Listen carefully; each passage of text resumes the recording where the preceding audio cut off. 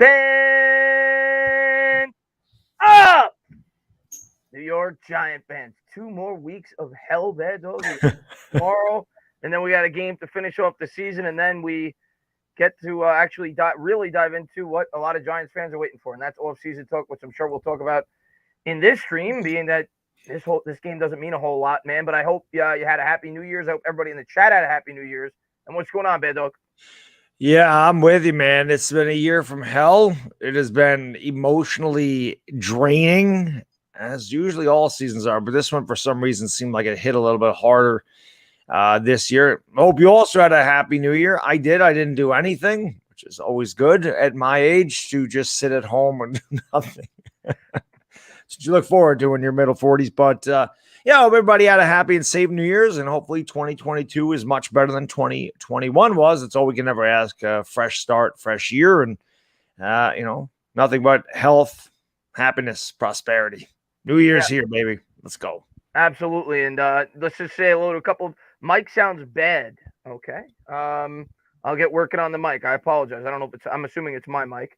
Let me say hello to everybody in the chat, and then I'll work on the mic. Andrew, man, what's going on? Bill, what's going on? Slink, what's going on there? Fight for old DC. Ray West in the chat. Entertainer Mike is low. Okay, so hold on one second. I appreciate you guys for letting me know, because I've been screwing with this because I was having issues. Yeah, it's on my built-in mic. So let me change it to Eddie, and let me know if that's better. Okay, yeah, because I had it on the computer mic because I was having issues. That happens to me too. By the way, Bill, I'm 45, so like I said, at my age, it's you just stay home now. So it's better now, guys. Yeah, okay. Pat Graham says, there you go. Thank you, Pat, man. I appreciate it. Matthew says, when will Baddog need a walking cane? He's like, he's not old. He's not old. I'm old, but I'm in shape. I don't need any walking cane. I mean, I can walk just fine. I'm old, man. What can you do? It's better than the alternative. 45's not old. Come on, guys. Some days I feel it, man. Some days that 45 hurts like a son of a bitch. Some days I don't feel it at all. Some days it's brutal. And Bulls fan says, yo, I'm a Bears fan. DeMar DeRozan back-to-back days. Yeah, well, we're going to play you guys this week. And, I mean, there's not a whole lot to talk about in this game. The Giants are basically missing their entire roster. Once again, everybody's out with injuries. So there's not a whole lot to talk about. I think the one thing that a lot of people in the chat are going to be interested in is going to be the draft position, if we're being honest, because a lot of Giants fans are going to say, well, we got both those picks, right? We got the Bears pick, we got the Giants pick. What do we root for? I'm going to present the two options here, Ben. Look, if the Bears win, the Bears cannot drop any further than 8 after this week because there's one team with 6 wins, that's Washington, and the Bears would own the tiebreaker if they have the same record. So the furthest the Bears could drop is where they are now, right? Even if they win. If the Giants win, they could drop from like 5 to say 7 if they were to beat the Chicago Bears. However, if the Bears win their last 2 games, which would include the win this week, they could drop as far as like 12 or 13. So it's interesting. Now, the Giants obviously rooting for the Jets and Houston to win, and then we can move up a little bit. Yeah. I don't know. Listen, we ain't going to win this game. I mean, Mike Glennon, well, supposedly both Fromm and Glennon are going to get time because you know why I think they're doing that? Because I don't think you could take 60 minutes of either one of them. So I think that that's probably the best coaching decision Joe Judge has made since his tenure here. Is like, listen, I know the fans can't look at 60 minutes of either one of those guys, so we'll split the time. Maybe they can do like Tom Landry did in 1971, and they can alternate them play by play like he did with Craig Morton and Roger Staubach back in the day. Maybe you can do that. Maybe there's Tony ain't playing. Shut him down for the year. I didn't even look at the injury report. I don't even know if Saquon's playing. I heard that he may be shut down for the year as well, but we'll grin and bear it, man. It's going to be a laugh fest at this point. It's going to be another game of stand-up comedy and or sit-down comedy, if you or sit-down comedy, exactly. Yeah, not much standing this year, Chris. Not much standing. We don't score many touchdowns. MY Giants 26 says, Joe New Year Revolution is to cut back on the tape. And I hear that there's an echo, guys. I don't know what I could do about it. I don't hear the echo this time. I hear it on my end, and I saw people saying in the chat, I'll try it without the headphones, and maybe that'll fix it. By the way, real quick, amazing guy. I am blocked. I don't know why you were blocked on my channel, but I did unblock you. Your amazing guy channel is clear. I don't know how that happened. I noticed that you mentioned it a couple of times. I never think to go in there, but last night I did. So you're good to go. The other thing I want to mention real quick is I saw Ordinary Pete said, "Nice knowing you, King. You were a good dude." I don't know who he's talking about. Maybe he's talking about me. I don't know. But it reminded me of obviously another head coach, Dan Reeves, passed away. We found that out this morning. So wanted to touch on that just briefly. Reeves was actually the first coach that I knew growing up as a New York Giants fan. That was when I first started watching the football team. Won Coach of the Year in '93, but of course Fossil passed away about a year ago. So now that's the second coach that I grew up watching that has now passed away. Yeah, man. I remember Dan Reeves taking over in '93. That was after the Ray Handley, Rod Rust days of '91 and '92.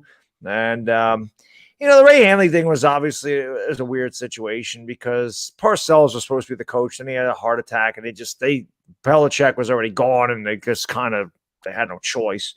And that obviously didn't work. And then they brought in Reeves. Reeves went 11-5 in '93, beat the Vikings in a wild card game, and then we got slaughtered by the 49ers. I mean, Ricky Waters had 5 touchdowns. I'll never forget that game for the simple fact that I remember just seeing Lawrence Taylor crying on the sideline, knowing it was his last game. And I mean, I shed a tear myself, knowing I wasn't going to see LT play anymore. And it was also Sims's last game. So after '93, Reeves kind of fell off. It's sort of the Giants, even though they were 9-7 in '94 with freaking Dave Brown back there. That's pretty incredible. That is amazing that they finished. Actually, I think the Giants in '94, if I'm not mistaken, they won their first 3, lost their next 7, and won their last 6, and lost the tiebreaker. Otherwise, it would have been in the playoffs. But it was a weird season, '94. I remember the '93 season. I was 8, but I remember that season. My dad was super pumped up going into that 49ers game, and then obviously they got smacked. But I mean, you were going up against one of the all-time great teams. Yeah. Yes, definitely. Those early '90s Niners teams. Yeah. Anthony, thank you very much, man. Baddog, I'm old. I remember Preparation H. No way. It didn't even get. You remember when preparation just started? Yeah, we got a couple of guys older than me. My man Anthony Razza, the imp. He's older than me. So we had a couple of guys. The imp's up there. I always like when they come in and make me feel like a young guy. I always appreciate that. And Steve says, "Sup, my 2 favorite content creators. Happy New Year. Yeah, Happy New Year to you and everybody. Else in the chat. Thank you guys for all the support you guys always show, even though this team is absolutely horrific." Brandon says, "Did you watch the Michigan-Georgia Nakobe Dean?" Yeah, I didn't watch the whole game, but I watched probably about a half of the game in and out. I was doing things for New Year's as well, but I did watch some of the game. I know a lot of people were talking about that Nakobe Dean looked good. The one thing that really stood out in that game, Aiden Hutchinson got completely shut down, which some people were talking like maybe that'll affect his draft status. I don't know if one game is going to do that. Maybe if he has a poor combine, but he got completely locked down start to finish in that game, and Georgia made Michigan look like a minor league football team. Yeah, Georgia seemed to be a little pissed off after the loss to Alabama. But yeah, Nakobe Dean, I mean, I've been joking around saying he's going to be a New York Giant. They always take a Georgia Bulldog. When the guy's the Buckus Award winner, best linebacker in the country. He was chasing guys down from across the field. I mean, I don't like to throw the Lawrence Taylor thing around. I never do. I'm not saying Nakobe Dean is LT, but watching him chase down a running back from across the field, that was like, I remember when LT used to do that stuff. Nakobe Dean's a good player. I don't know. I mean, I don't really know how he would fit with the Giants. I think we could make him fit. There's definitely a scenario which I could see them taking him if the edge rushers are gone, which I believe Hutchinson and Thibodeau will be gone. I could definitely see them going to Nakobe Dean. We could definitely use to strengthen our linebacker. We could use a Nakobe Dean. Don't get me wrong. We could have used a Micah Parsons too, and we didn't go that route. But Nakobe Dean has no red flags, no hazing issues or whatever the hell. Micah Parsons, no red tape going along with Nakobe Dean. We like Bulldogs. It wouldn't surprise me, but got to get an offensive lineman in here, man. And that reminds me, Baddog. I don't know if you watched the Iowa game at all today. I actually retweeted the highlight clip of Tyler Linderbaum, who did suffer an injury today. I'm not too sure how serious it is. Tyler Linderbaum had a play today. I think it was like a screen pass out in the flat to the tight end. He was running stride for stride with the tight end for 40 yards down the field. Yeah. And I saw that. I'm like, that's a center. Yeah. Like, that's ridiculous. And I've seen a lot of highlights of Tyler Linderbaum, and I see this guy get to the second level as quick as any interior lineman I've ever seen. Yeah, and I know he's a little bit undersized. People talk about that. I think he weighs slightly under 300 pounds. but that guy is feed him. super Feed him athletic, some man. food. Yeah. Feed him. Everybody gets bigger. But I saw that today. I'm like, oh my God. Like, that was super impressive. Yeah, he's good, man. You know, Linderbaum is my guy, and he has been pretty much since the beginning of the year. I definitely could definitely use a Tyler Linderbaum over here. We need linemen, man. I don't care if it's offensive. I would like one of each. I'd like 2 offensive linemen. I don't care. I would take 3 offensive linemen with their first 3 picks. I don't care. I want a damn line here. You know what I want. You know what I want. I know. I ain't dreaming about the Hogs yet, but I'm thinking about him. I'm thinking about him. NY Giant says Mara's New Year's resolution should be not hire from the shit stain undie drawer. I think he means from within inside the organization. And we heard the rumor. You made a video on it as well. The rumor didn't come out that they're looking to fire Judge, but what the rumor basically said was that if the right GM came about and they presented the case in a certain way, and they would be willing to be convinced. But personally, Baddog, the way that I really looked at that article, and I read it and tried to be as unbiased as I can, but I'm also not trying to sell false hope. The way that I read that article, in my honest opinion, I think it's Mara leaking something because he knows that the way that he's being portrayed right now by the fan base, he's not stupid. He sees what's going on Twitter, or at least he's hearing it from people from within the organization. He sees people like you and me, not that he watches our videos, but I'm sure it's getting out. But I'm sure that it's getting out that the fan base is saying what they feel about him. And to me, that's damage control. I still think he's going to stick with Joe Judge. I think he's throwing that out there to basically tell the fans, no, we're going to give this a fair and objective search for the general manager. We're not going to force around Judge, which may be the case, but I still think Judge is going to stay. That doesn't mean that Judge will stay past the next year, but I really still believe Judge is going to be our head coach in 2023. I mean, listen, stranger things have happened. I guess it would depend on. I mean, what the hell is the point of the last 2 games? I guess I don't know if they got blown out. My whole point was, I mean, it's hard to sell a GM. You're taking the quarterback and the head coach. Yeah, it's hard to sell a guy that, and it's really, really hard to sell your fan base. Listen, he can do damage control now, Chris, but that's not going to matter come March.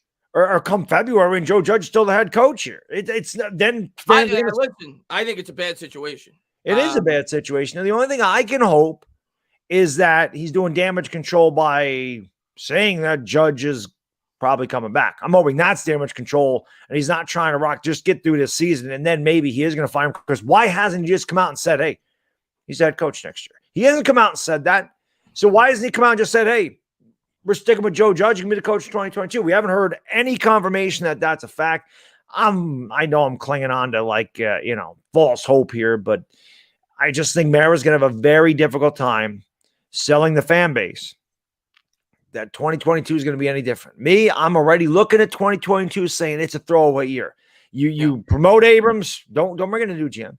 You promote Abrams. You let him have it. You keep Judge. You keep Jones. And then 2023, you wipe it clean. Jones is under his rookie contract. I don't want to pay a stopgap quarterback. A stopgap quarterback ain't making this team go in the right direction. A stopgap quarterback's not the future of this team. And you have a stopgap quarterback. Quarterback does, Baddog, is appease the fans who think that Daniel Jones is the problem with this football team. And you're just going to have another guy that comes in here for a year and doesn't win a lot of games, and then you're going to draft the quarterback anyway. That's all it does. The way I look at it, Chris, Daniel Jones is our stopgap quarterback. If he's not the future, he's the stopgap until 2023. When we actually get some more cap space. It's going to be an interesting offseason for sure. I don't really know what they're going to do. I also lean towards the fact I believe that both Jones and Judge will be back here. Obviously to the transfer, whatever, I can't think of the word, but the fans aren't going to be happy about it. And you're going to have a hard time selling fans that you're going to bring most of your roster back. And all of a sudden things are going to be hunky-dory and you're going to win more than 4 games. And then people could say, oh, well, there's injuries to every team. The Titans have dealt with injuries. The Ravens have dealt with injuries. They're still competitive football teams. We're not even competitive, Chris. We're not even competitive. So I saw that today. It was a ridiculous stat. I wish I remembered it off the top of my head. The Giants this year have lost. I don't remember off the top of my head. I think under Judge, they lost more games by 20 points or more than under Coughlin during his entire tenure as the head coach with the Giants. I think I read that stat. I don't want to say I'm wrong on that. I think it was like 6 games they've lost by 20 points or more But maybe I'm wrong on that. I don't want to say that for fact. The first game we didn't lose by 20, right? Because you got a cheap touchdown at the end. The first one we lost 27-14, got a cheap one at the end of the game. Lost to the Chargers by 20, lost to the Cowboys twice by 20, lost to the Eagles by 20. That's 4.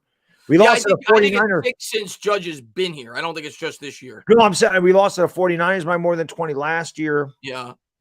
Ravens killed us, I think, if I'm not mistaken. The Browns beat us up pretty good too. Yeah, I don't think it was by 20, but it was a game. Might have been like 20-6. Yeah, they beat us but start to finish. Yeah, I saw the stat. I was like, oh, my God. Bill, man, thank you very much, man. He says, F this season, I just want the absolute best offensive line edge we can get in the draft. I love W's, but more focused on the future. I mean, right now, Bill. Agreed. I'm going to enjoy the game more for what it is. I know that the Giants are basically throwing out there a minor league squad. Everybody's hurt anyway. I'm sure they're going to try to compete, but it is what it is. It's a game where we're going to be outmatched against a really bad team, and that's sad. But I think we're going to be outmatched. I think we're going to lose. I do think we have a chance to win the Washington game because Washington looks about as bad as we do after seeing the way that they played against Dallas, and I think they had a lot of people out for that game, if I'm not mistaken. But, yeah, Bill, that's where my thoughts are as well. It's why my content the last 2 weeks has been about the head coach, about the general manager, about the court, because it's forward thinking. It's not about the game this week because if we're being honest with ourselves, in terms of meaningful football, there's not any meaningful football left. The second Jones went down, and I'm not saying that, and it was still a slight glimmer of hope. Like, it wasn't realistic hope, but at least there was that slight glimmer of hope after we beat the Philadelphia Eagles that maybe we could go on a little bit of a run with a softer schedule in the second half. But the second I found out that Daniel Jones was done, the season was over in terms of having any chance at relevant football down the stretch. And not to say that we would have anyway. The team's got a lot of injuries, but I think hope went out the window after that. And just got to hope, like you said, man, we got to hit on the draft. This is such an important draft, which, Baddog, this is why, when I hear fans tell me, let's just get a stopgap GM. Let's just get a and I had talked about that in the past, and I thought that was an option that the Giants may take if they keep Joe Judge. Let's get Kevin Abrams for a year and see if they can work it out. Let's promote Judge for a year and see if he could work it out. I understand it if you're keeping Judge because you're not giving yourself any further commitment. But my problem with that is in a draft that is so important like this one is, you're talking about having 2 picks inside the top 8 or 9. You're talking about having 5 picks inside the top 85. I don't want a stopgap GM. I want the best guy possible to be making those selections for the New York Giants. And I just don't think that's the wise choice. It's why I've been as outspoken as I have that I want them to be able to get the best general manager candidate possible. And I hope that Joe Judge does not prevent that from happening. Yeah, that's the one thing that you worry about is, like I said, usually GMs want to come in and they want to hire their own head coach. They want to develop all their own players. They want to draft their own players. And, when, like I said, when you're coming in here and you're forcing a GM to take the quarterback that's here and saying you're not drafting a quarterback, you're forcing his hand. Not that I want a quarterback in this draft, but you'd be forcing his decision to not take one.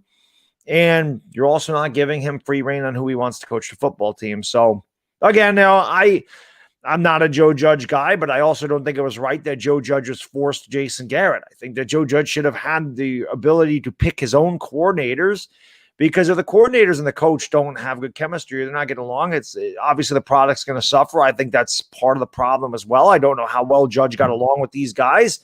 There was obviously reports that came out last year that said he wanted to fire Garrett last year. He fired Colombo instead.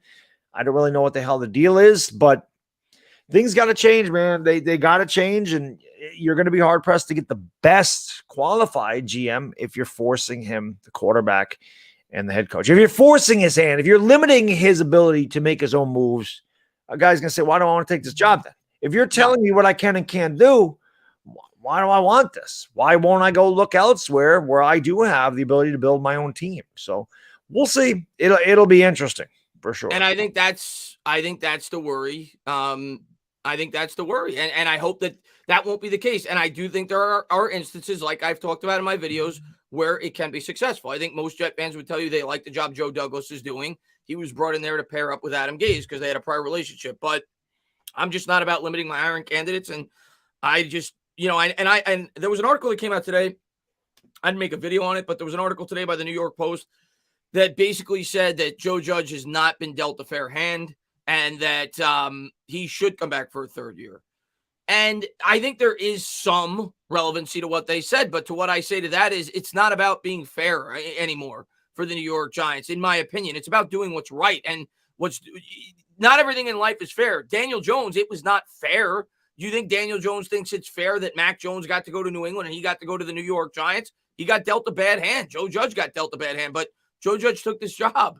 And it may not be fair to move on from Joe Judge after 2 years if they elect to do so, but it may very well be the right decision because you want to be able to bring in the best GM possible. And I'm not going to bitch and moan either way. If they keep Judge, I'm going to give the GM, as long as it's an outsider and not somebody from within inside the organization. Because if it's somebody from within inside the organization, Baddog, the way I'm going to look at it is this is stopgap. This is a guy that's going to be here for a year, and if things don't work out, they're going to get rid of him quick. If they bring in a guy from the outside, I'm going to give him just as fair of an opportunity as I gave Gettleman.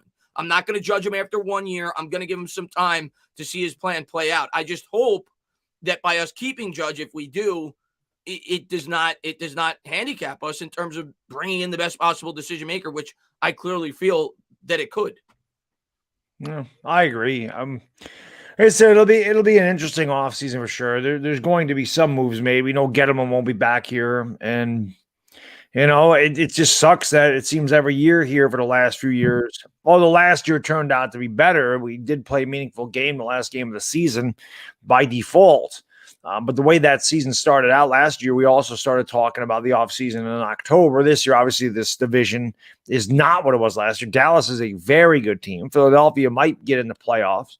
Washington was pretty decent before all their guys were on health and safety protocol and injured.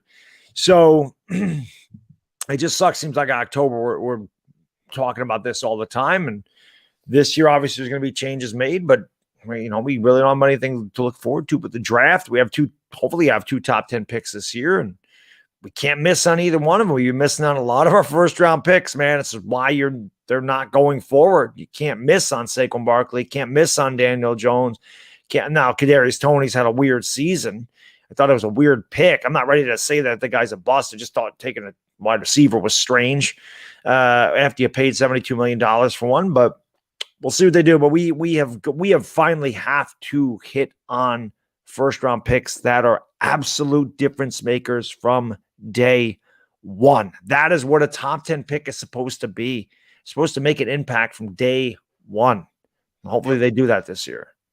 They better. And I think I might have missed a member chat earlier. I saw it and I forgot to get back to it. So I apologize. I got the cell phone out. Going to read MD's member chat, and then I'll get to a couple of these. MG, man, thank you for being a member for 10 months. Says, bro, that Georgia solidified for me O-lineman over rushers. Give me Neal and Linderbaum or any other iteration. Just use the first two picks on O-lineman. MD, I'm completely with you, man. You know that's always been my belief since I've been on YouTube. And especially in an offseason like this to me, Baddog, is the perfect draft to do it. This is the perfect draft to do it because it's a strong offensive line draft class by all accounts. Tyler Linderbaum has been one of the most talked about centers in a long time. Evan Neal is a very highly regarded tackle. You've got several really good offensive linemen that are going to go in the first round of this year's draft. It's not a rich quarterback draft class by all accounts. And there does not seem like the best player in the draft is a safety. So it doesn't seem, and there's one or two really high-end edge rushers.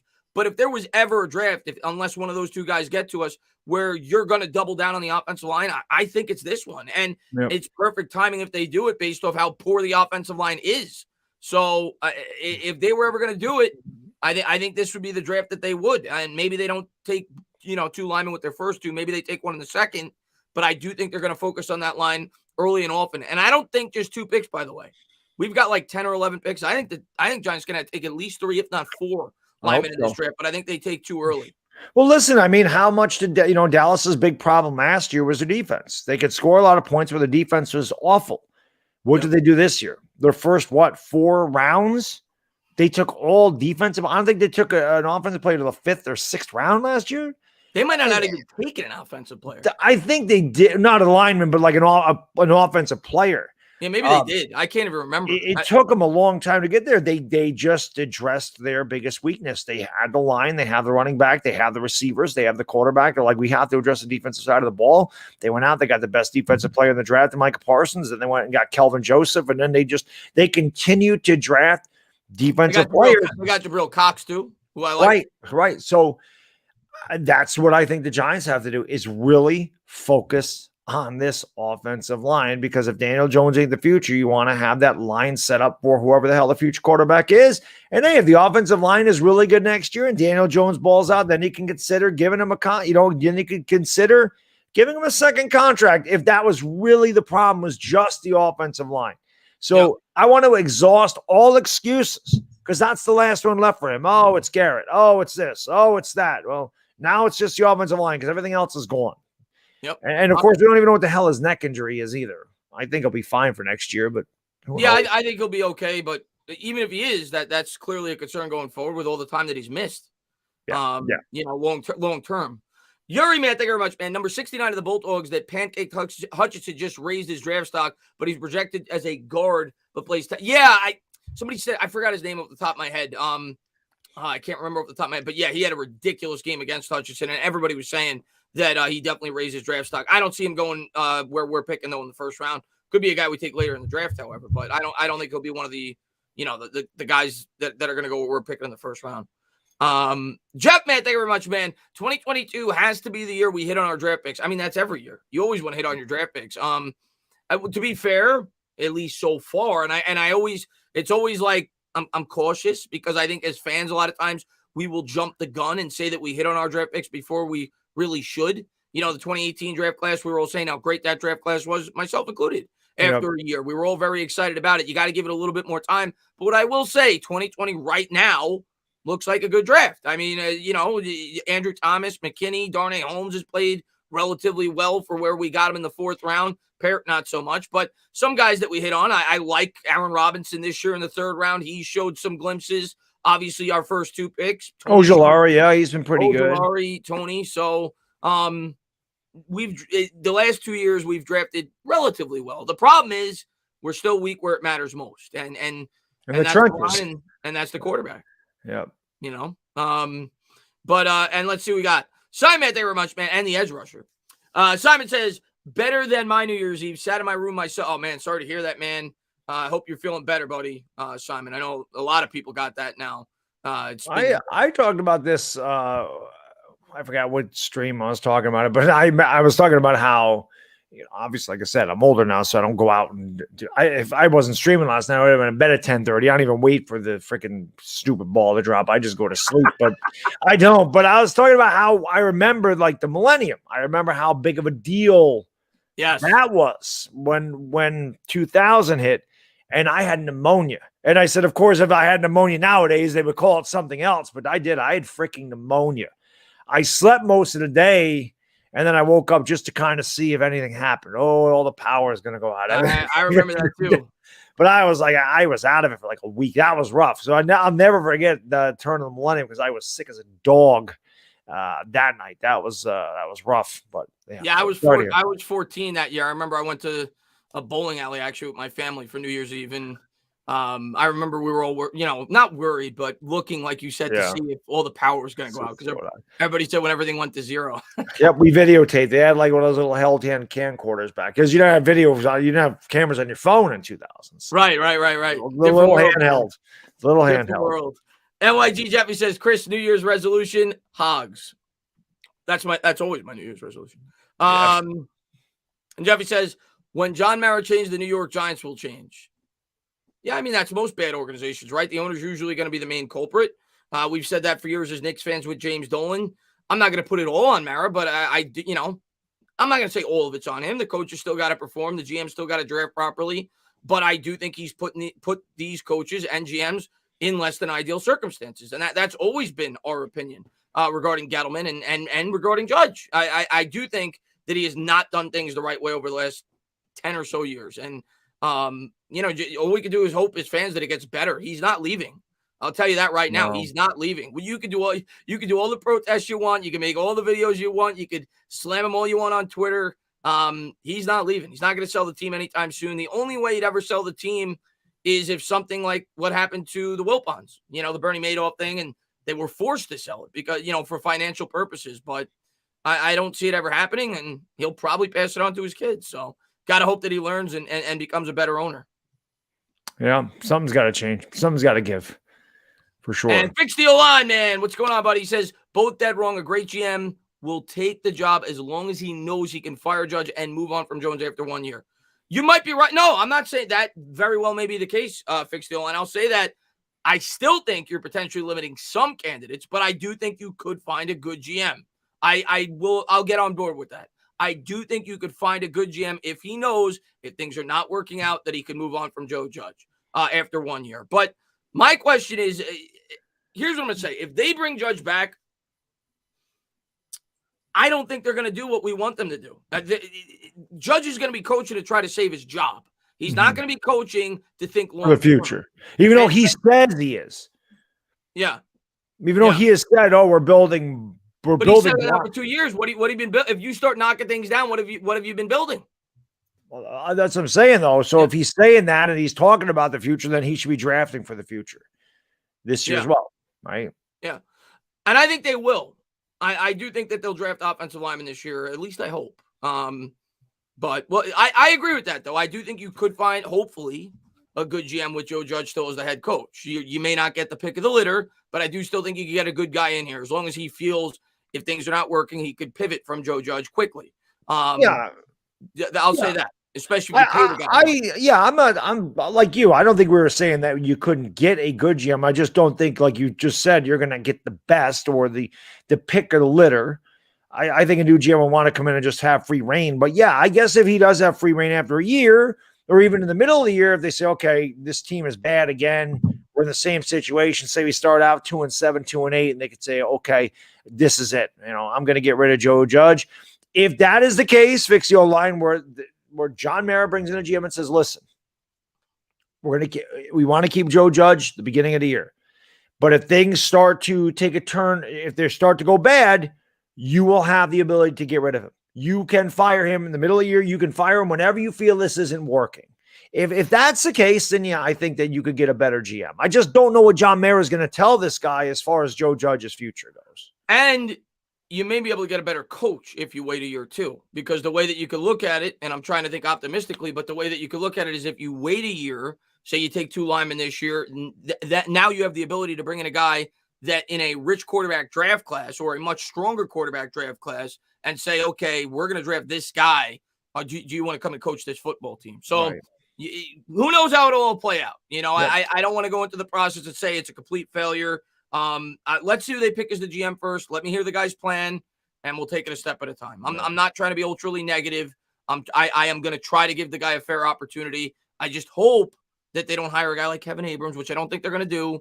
I want them to look outside the organization, and I want that guy to have say in terms of who the coach and quarterback is going to be, because I think that's important.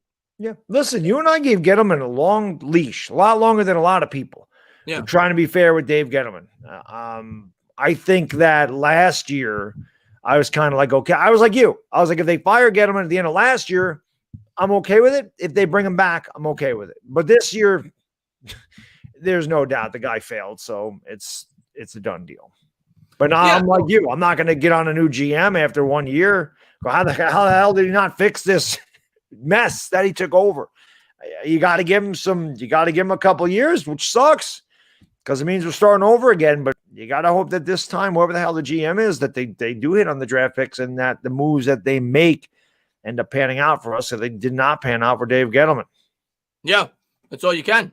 And John says, if we do hire outside, I see Dorsey because we wanted him before, but the Browns closed it before Maurer could interview him. If Dorsey comes here, I believe he will bring Bieniemy, and Dorsey knows how to draft. I have heard those rumors before, maybe, and if Maurer would allow that, maybe. And I will say, Dorsey, if you go in fair with an open mind and you look at his draft history, yeah, he has drafted well in the past. Now, how much of that credit goes to him, I'm not sure. But with the Kansas City Chiefs, maybe some of the scouts and, the people underneath him had something to do with it as well. I know some people tried to discredit the Mahomes pick. They said the guy underneath him, I don't remember his name, had more to do with it. But I think the guy that ended up taking over is the GM there. But he obviously he was a big part of the building of that Kansas City Chiefs team. Now, having Andy Reid there certainly didn't hurt. We don't have Andy Reid on this team, but Travis Kelce, Tyreek Hill, Pat Mahomes, he drafted all 3 of those players with the Chiefs. Obviously has an eye for talent. You got to give him credit there. So with the Browns, didn't really work out. The Mayfield pick's not looking great, number 1 overall. Denzel Ward, pretty good pick. Chubb, good pick. Chubb was a really good pick. Yeah, really good pick. Yeah. And they got rid of him quick there because he didn't, I think, I don't remember. Oh, because I think it had a lot to do with Kitchens, who kind of failed as the head coach, and they were having locker room problems reportedly that Dorsey was trying to force the starting lineup on the coach. I don't know. It was dysfunction there. So they got rid of him. There was a lot of egos in that locker room, man. You had Odell Beckham, you had Jarvis Landry, you had Baker Mayfield. You know, you brought in a Kareem Hunt, you had Myles Garrett. Like, there was a lot of – that was a powder keg of a locker room. That was probably tough for – I'm not making excuses for Kitchens, but that was probably pretty tough for him to take that team over, especially since there was a lot of raised expectations. Right. A lot of expectations for the Browns that year, and he failed miserably. But I mean, listen, our coach wanted Pat Mahomes too, but they didn't allow it to happen. So it's I mean, we'll see. Maybe Dorsey. I think Dorsey, at least according to reports, will probably be a guy they bring in for an interview. I think it's going to be a big process. I think they're going to bring in a ton of guys. I think similar to the coaching search, they brought in like 7 candidates. I think it's going to be something like that. Last time around, the Giants were not very thorough. They only brought in 4 guys, 3 of which were tied to the organization. The other was Louis Riddick. So I think this time around you'll see more. I think you'll see, I hope, at least 7, 8, 9, 10 candidates, and they'll try to really, figure out who's going to be the best guy to bring in. Right. Lou, man, thank you very much, man. Happy New Year's, fellas. R.I.P. Betty White, Madden, and Dan Reeves. Yeah, bad things usually come in threes, and yes, it did there. Betty White was nearly 100. Madden, we haven't gotten a chance to talk about him either, but that happened obviously like a week ago. But yeah, I mean that was sad, man. That hit me hard when not that I cried or anything, but that hit me hard. When I thought of John Madden, I always think about Thanksgiving. That's what I always say. That the first thing that pops in my head is Thanksgiving, because when I was a kid watching it, I wasn't like, super educated when I first started watching John Madden, but I remember the Thanksgiving games, the turduckens. And that's the first thing that always pops in my head with John Madden, but such a great guy and such an easy guy. It's probably the most likable person on planet Earth, like John Madden. Yeah. Yeah. For me, obviously growing up in the 80s, that's kind of when Madden started to take over. But I always remember, like, obviously Thanksgiving is a big thing, but for me, before the Thanksgiving Day game became a big deal, it was definitely 4:00 CBS NFC East battles, man, because the NFC East in the 80s was a very good division, and it was always the Giants, Cowboys, Giants, Eagles, Redskins, Eagles, Redskins, Cowboys, Cowboys, Eagles. Always the really big NFC East battle was always on CBS with Madden and Summerall. And obviously the first Super Bowl that I saw the Giants win, he and Summerall called it. They also called the Giants playoff run. They called the game against the 49ers. They called the NFC Championship game. So that's really, when I think of Madden and Summerall, I always think of 1986. And obviously that was a very special year for any Giants fan that was able to live through 1986. But they called so many of the games. And like I said, I just, a lot of that's embedded in my head. And yeah, piece of my childhood, I lost piece of my childhood with John Madden. I feel like the NFL lost part of its soul. That guy, whenever you think of the NFL, you think of John Madden. I mean, a lot of people think of him as an announcer, and people that are older than me know how great of a head coach he was. I mean, he's one of the winningest ever. He's right. He's one of the winningest head coaches of all time. He played a bunch of AFC Championship games, won a Super Bowl the year I was born in '76. So the man's just a legend. He's football royalty, and that obviously was a big loss for the football world. And the man is a legend. He always will be a legend, and he'll always hold a special place in my heart as a football fan in general. Did you see the Madden documentary yet? It's on ESPN Plus. I've not seen it yet. I'll have to check it out. Yeah, I saw like 40 minutes of it. I passed that last night while I was watching it, but I'm going to watch the rest tonight. It was really good so far from what I've seen, but definitely check that out if you're a football fan. Yeah. I passed out watching the Twilight Zone last night, and then they got the New Year's Eve thing, passed out watching that. And we got time says, "What's up, fellas? Sorry I'm late." Don't ever apologize, man. Thank you for popping in. Sorry I'm late. Was cooking some dog and beer. I know our season was a disappointment, but so happy we beat the Saints for my first game. That's right. You went to I remember that. You said that was your first game going to the game against the Saints. So, yeah, I mean. Chris, what the hell did you just read that he said dog and beer? I think that said hog and deer. I got to get my eyes checked. Yeah, you got John Madden moment right there. Deer, and it was hog and deer. I literally just said on the stream that And We Got Time was cooking a dog.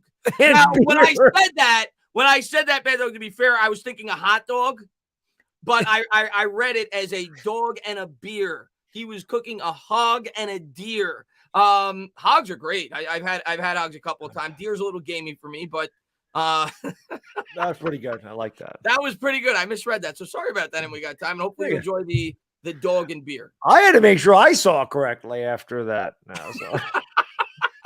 He's cooking a poodle. Inside the game, man. Thank you very much, man. He says, give me one of the offensive tackles and the Kobe Dean in this draft. Yeah, I mean, we'll see. I mean, I definitely think linebacker is a possibility. I definitely think we're taking a tackle, probably with our first of the 2 picks. If I had to guess, it's all going to depend on how they evaluate the players and, how high they have them ranked on their boards. But if I had to guess, they'll definitely take a tackle with one of those picks, and I would guess it'd be the first of the 2.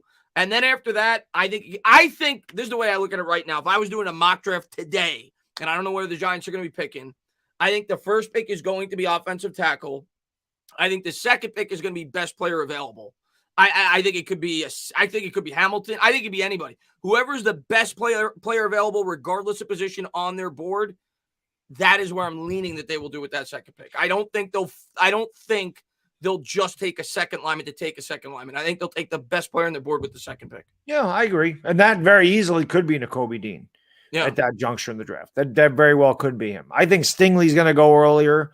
So, Hamilton will probably go earlier than that second pick for us. Hutchinson and Thibodeau probably not going to be there. Neal probably not going to be there.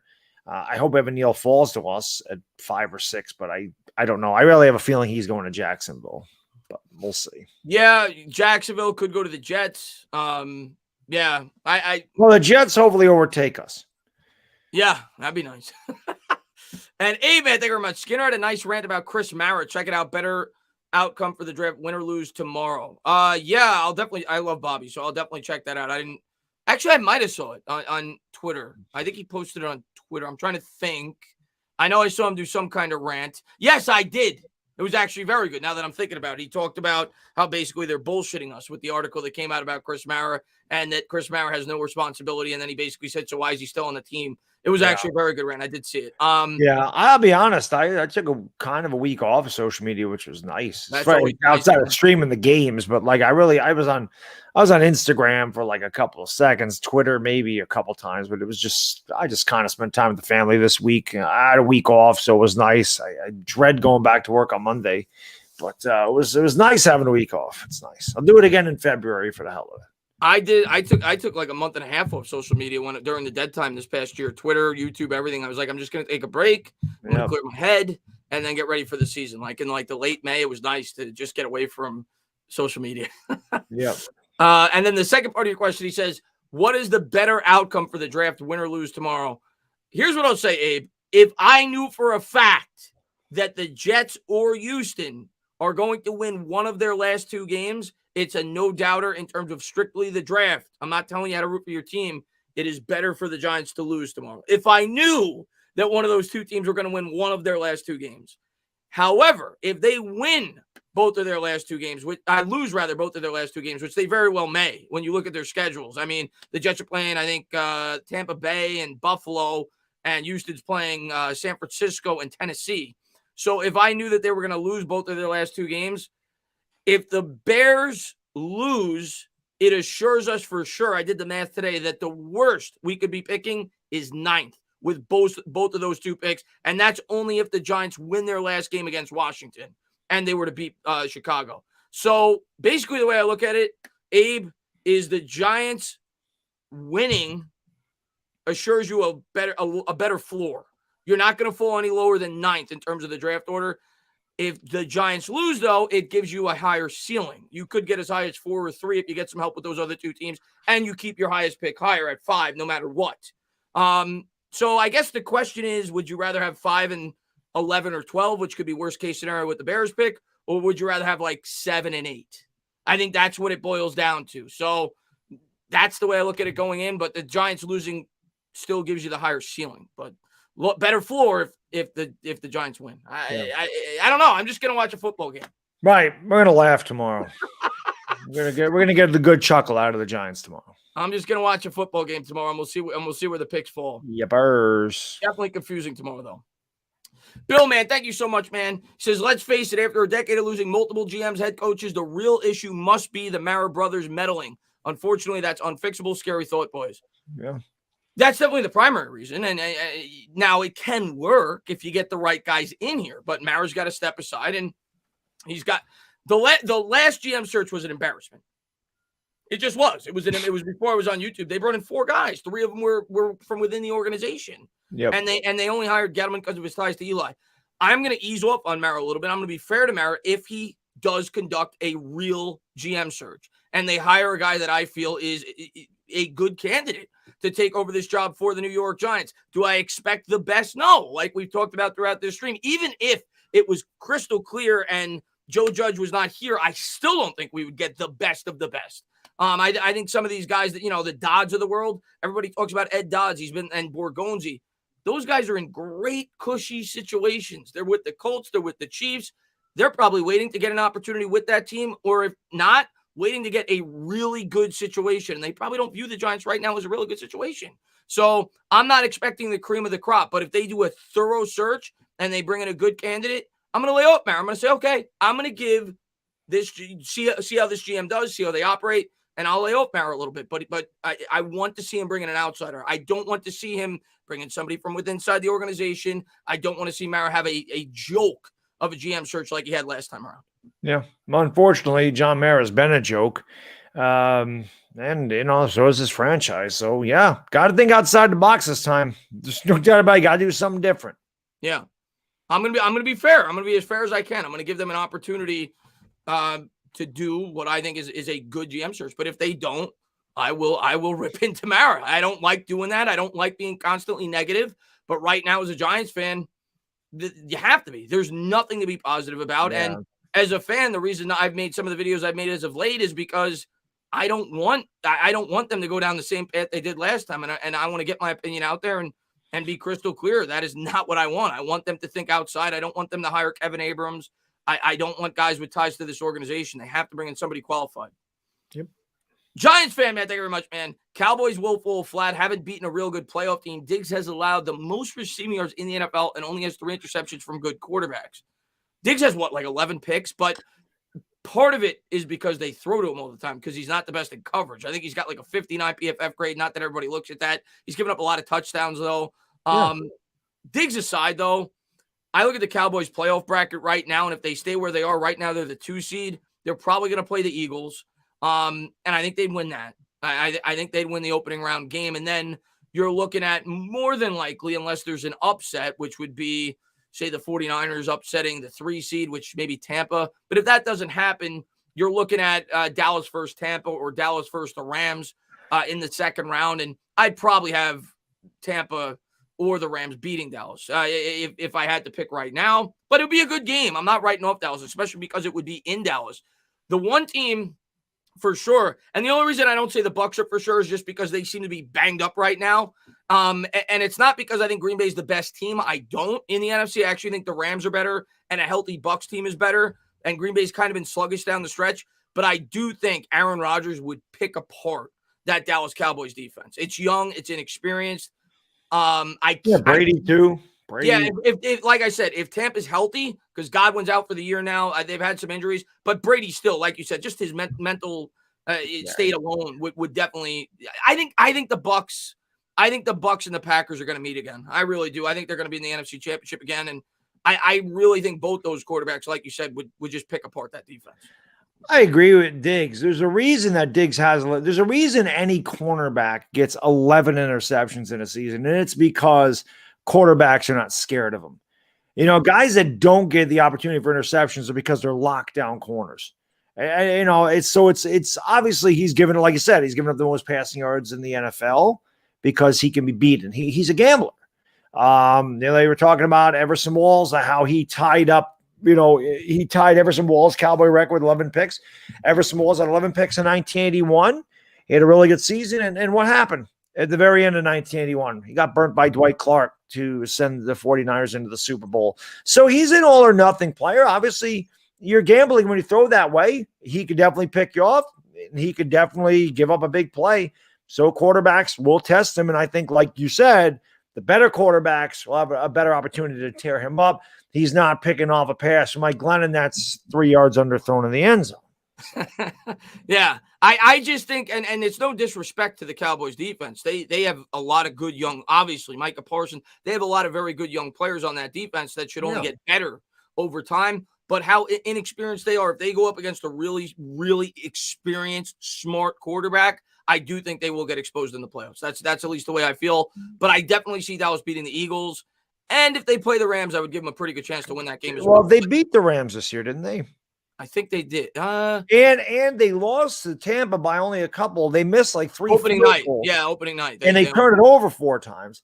Yeah. I don't think Dallas could be like blown out by any one of those teams. No, I think Dallas will be competitive. But I honestly think Dallas. I think they could beat the Rams. I don't really trust. I like Stafford, but I don't know how much I trust Stafford in a big spot. I trust Brady. I trust Brady in a big spot. Stafford's never won a playoff game. Right. So that's tough. I do think they'd slaughter Philadelphia. I don't think that'll be close. So, we'll see. We'll see. But Dallas is good. We got to give them their due. That's a good team. Team. I think there's 4 legitimate teams in the NFC. I think they're one of them. Yeah. The Cardinals are probably the 5th best. They're kind of going in a little sluggish to close out the season. But I think the Rams, the Cowboys, the Packers, and the Bucs are the clear 4 favorites in the NFC. Tuto, and thank you so much, Cowboys. I meant this. I thought I said thank you. Thank you for the dollar donation. He hates the Cowboys. What did you say? He hates Cowboys. Does he? Dallas Cowboys Hater Nation? Hates Cowboys more than Tuto hates the Eagles. That's not possible. He's been hating on Dallas since I can remember being on YouTube, man. He's a Washington fan. He hates Dallas. That's the big rivalry, right? Yes. That's the Washington's biggest rivalry is the Cowboys, right? Yes. Yeah. And Tuto with the abs. He says, don't matter who you bring in as a GM, head coach, or quarterback, as long as Moron Mara family manipulate and enforce their opinions, season is always dead. Forget about it. I want to know why Tuto stole my picture and put that there. I agree with you to an extent. I do think if Mara's got to stay out of things. Well, I think we all agree with that as Giants fans, and I do think he's had too much of a hands-on approach in recent years. So I think we all definitely agree with that, and I think he is the primary problem. But it's something we could do about. We got to hope that he learns from his mistakes. Brandon says, yes, O-line, but don't reach. Value is still a thing. I agree with that, Brandon. It's why I said, even though Brandon, I live, sleep, eat offensive linemen. It's what I think they need to do. It's what I think. It's what I thought they've needed to do for the last 12 years. After since their last Super Bowl, and even before their last Super Bowl, the offensive line was starting to fall off a little bit in that season in 2011. But I agree with you. I'm not, like I said earlier in the stream. I'm not now. If it's close, I might just double up on the offensive line. But if there was a player there that is clearly much higher on my draft board, I'm taking that player with my second pick. I'm taking a lineman for sure with one of them because I still got 3 more picks coming up in early second round and then early third round and then mid third round. So I would probably take a lineman in the second round for sure if I didn't take one with that second pick because we need a lot of linemen.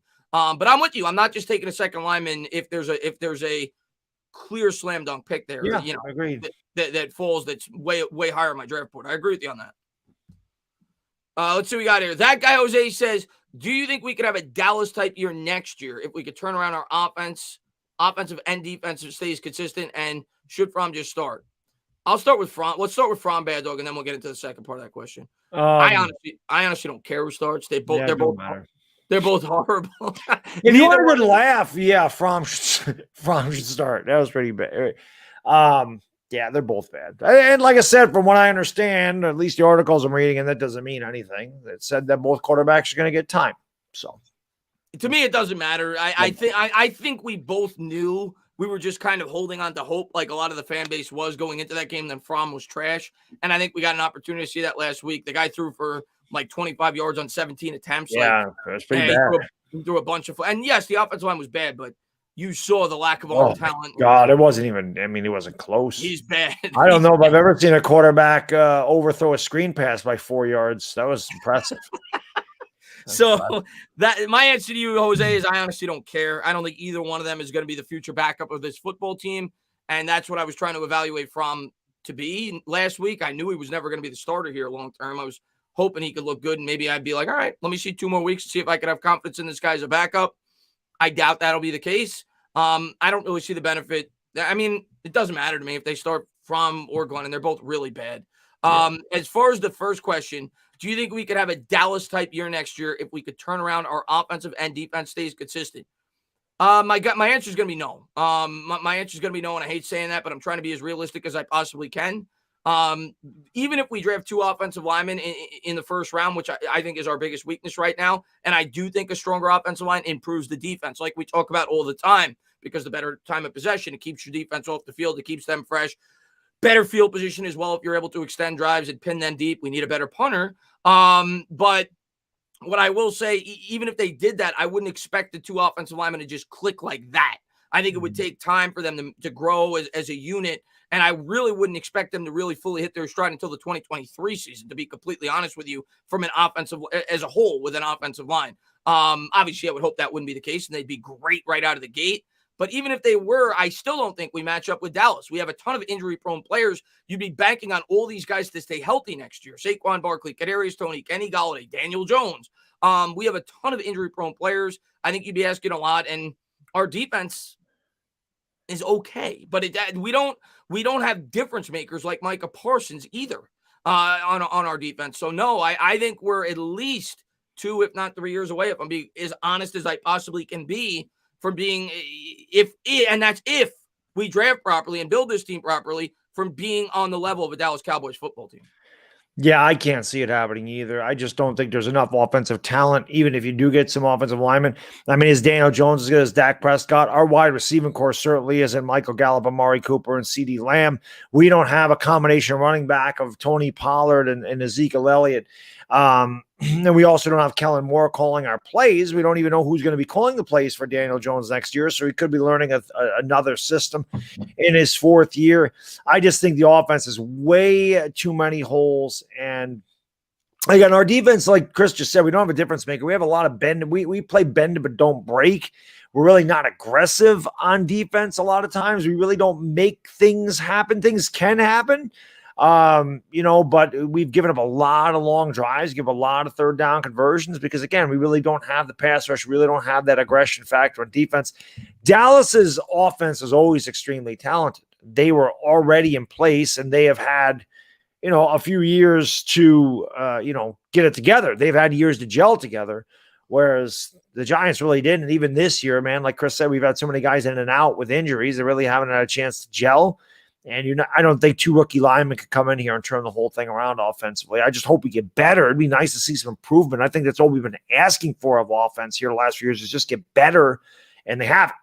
They haven't gotten better. They've either flatlined or regressed, and a lot of facets of the offense. So, no, I can't see us having a Dallas type season. No, like I said, I want to say that. But if I'm being honest, especially with all the injury problems with this team, and Dallas is just much more advanced than we are. They just are. I mean, they Mike McCarthy's their head coach. I mean, Mike McCarthy may not be the greatest head coach, but the man's, won a Super Bowl. It helps when you have Aaron Rodgers, but he's a veteran. He knows how to coach. Yeah. Joe Judge ain't that guy. Joe Judge has not proven that he knows how to win football games yet. They just have a lot more talent than we do right now. And that could flip quick. Next year the contract's going to kick in for Dak. They're probably going to lose Gallup to free agency. They'll be picking later in the draft if they're consistently good. It could flip within 2 or 3 years, but it's not going to happen in 1 year. Right. And we obviously have to start drafting well. Dominic, man, thank you very much. Says Happy New Year's, fellas. Happy New Year's to you as well, Dominic. Simon says the day we fix the line is the day Jesus returns. Right over there. It feels that way, man. It's crazy, Baddog. It really is. I hear fans say it all the time, but it's so true.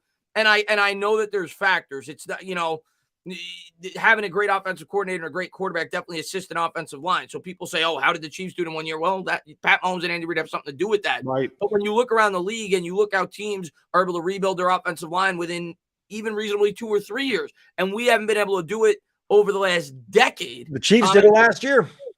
What'd you say? The Chiefs did it last year. Yeah, the Chiefs did it last year. They traded for who did they trade for? They traded for I can't remember. They had the guy from the Ravens, didn't they?